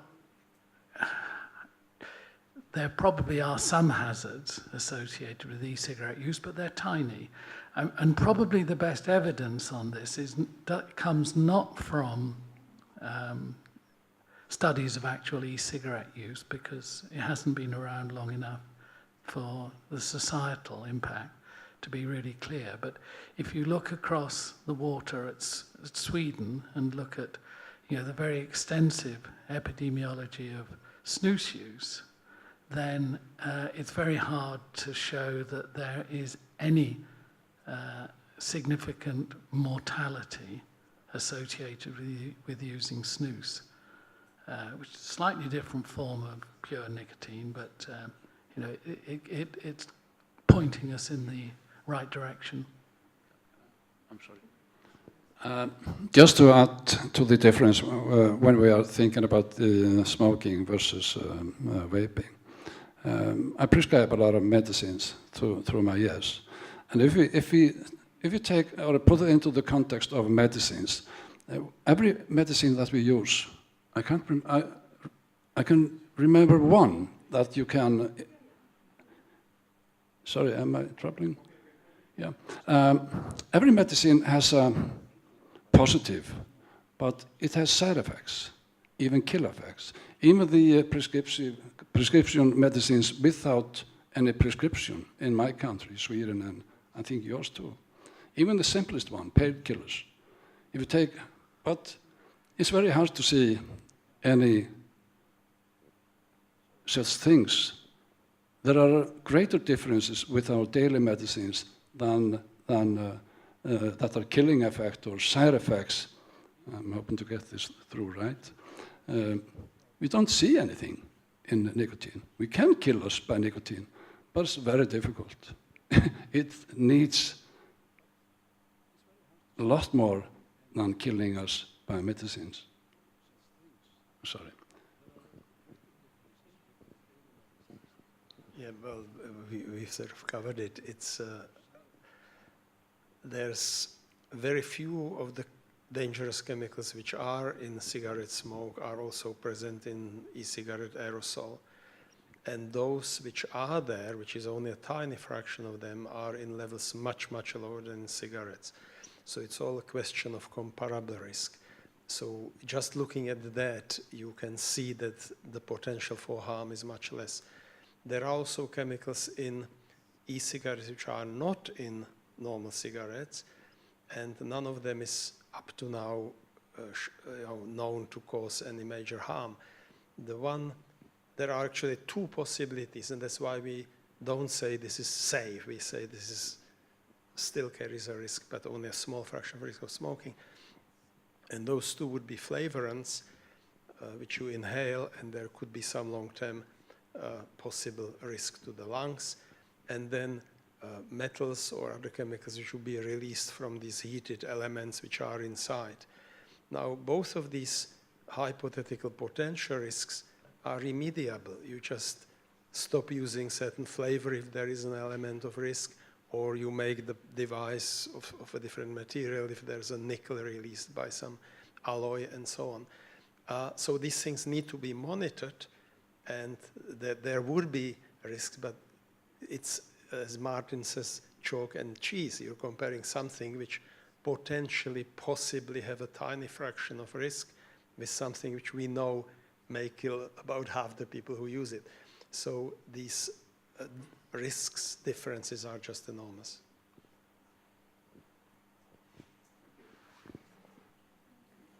Okay, last question.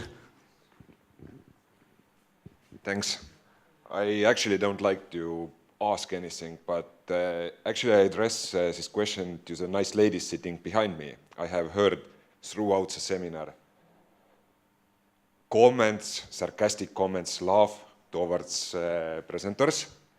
So I expect you represent some Estonian institutions who have interest in fighting against smoking. Yes. So the question is that if you are so sarcastic towards this event, can you point out what have you done so far to actually decrease the death caused by smoking in Estonia? We saw that Estonia is on third position. Yeah, on third position. So would like to hear. Okay. Ma pean ütlema, et ma ei ütleks, et me olime sarkastilised. Me lihtsalt sattusime üritusele, mida me mõtlesime, et käsitletakse hästi olulist teemat, kuidas ennetada suitsetamise sagedust. Me sattusime üritusele, kus räägiti inimestest, kes juba suitsetavad ja nende kahjude vähendamise võimalustest.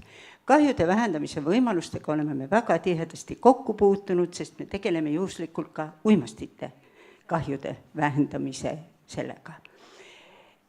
Kahtlemata, kui ka meil, kuna me puutume igapäevases tööelus kokku nii nende statistiliste näitajatega, kusjuures ma muidugi natukene vaidlustaksin, et meil on olemas suremuse näitaja ainult tubakast tingituna.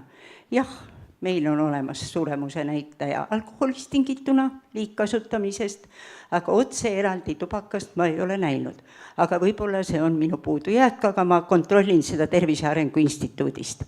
Kahtlemata alati, kui istutakse ühel koosolekul, siis ikka tekivad omad mõtted, eks ole. Ja öelda, et me naersime nüüd selle peale, otse vastupidi, see oli väga huvitav, mida me kuulsime, sellepärast, et oli asetatud küsimus hoopis teisiti. Mitte see ei ole oluline, kuidas suitsetamisest loobuda, vaid kuidas juba suitsetajatel kahjusid vähendada. Thank you. This death numbers, they are, if I'm correct, they are from WHO. How many people are dying per 100,000 in Estonia and in Iceland? So those are WHO numbers.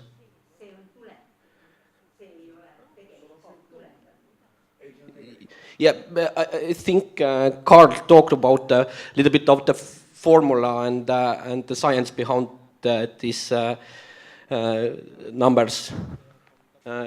That's per 100,000.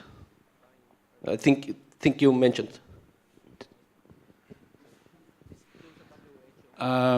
Yes, these numbers that was on the slides, I think it was from Peter Hajek, and it's been done by Fagerström, the Swedish scientist.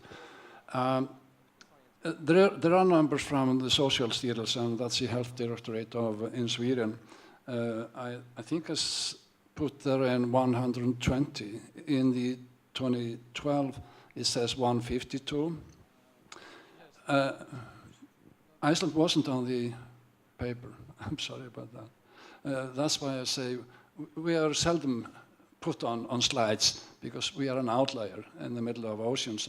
We have 60, but at that time, yes, we had 60 per year at that time, 2010. This was a time before any real vaping came in. Of course, this is algorithm. This is calculated by by some American a very long time ago. And I really don't agree with it, because there are lots of things which they define by diseases. They just take the diseases, certain percentages of it. We know now it has nothing to do. But the comparison is over every country. So by that we can see the changes, the trend, not the actual deaths, but the seriousness of the numbers. Am I?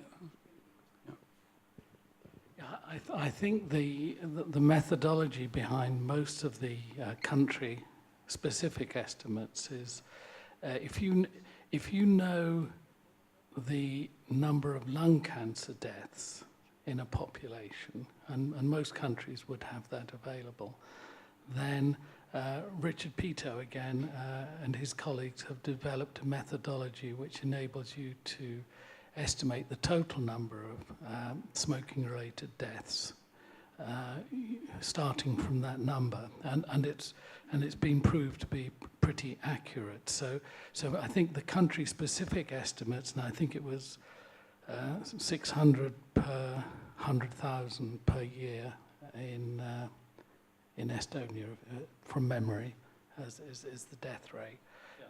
Would be derived probably from that kind of number. And anybody who wants to look up the country estimates, again, the Pito's group, which is based at Oxford University, has a website where all of those detailed estimates are provided, and you can look up for any country you wish the numbers and how they're derived. Mina tahaksin omalt poolt öelda seda, et me tulime kõik siia erinevate ootustega. Võib-olla meie korraldajate viga oli see, et me jätsime alguses lahti rääkimata, mille poolest on. Küll aga ma arvan, et me lähme siit koos ühes teadmises ära ja me teame, et me saame rääkida nii ennetamise poolt, asendustegevusi, kui ka seda, millest meie rääkisime, kuidas siis juba suitsetajatele leida vähem ohutumaid teid. Ma olen 12 aastat olnud alaealiste komisjonis, noorsootööga väga palju tööd teinud ja tean, et esimene ei ole veel ei, vaid see on alguseks dialoogiks. Siis need andmed on kõik olemas, me saame ka teile saata ja ka seda, kuidas Eesti on tubakasurmades kolmandal kohal. Ja see organisatsioon, mida te nimetasite, kus te küsite andmeid, see organisatsioon Incorpore 144 inimest ütles, nemad siia ei tule, tegemist on promoüritusega. Meil on nii suur sotsiaalministeerium, et meil on isegi 2 ministrit vaja, kelles 2 eelmist olid ahelsuitsetajad. Sellest ei tulnud mitte ühtegi inimest meile siia. Ehk siis mõnedes ametkondades on juba välja kujunenud arvamus, aga ma siiralt tänan, et me siin vahepeal vaidlesime, väitlesime, kuid me saame aru, et me saame käsi käes minna selle sama eesmärgi poole. Teie poole siis jääb see ennetamine, meie poolt siis võib-olla see, kuidas väärikalt vananeda ja kinkida suitsetajale neid lisaeluaastaid. Ma tänan kõiki paneliste, et te mahti saite, inimesi, kes meil interneti vahendusel vaatavad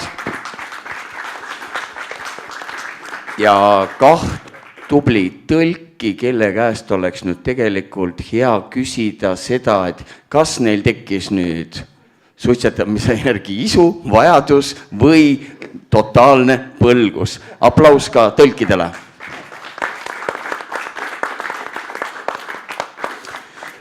Vananeme väärikalt. Aitäh!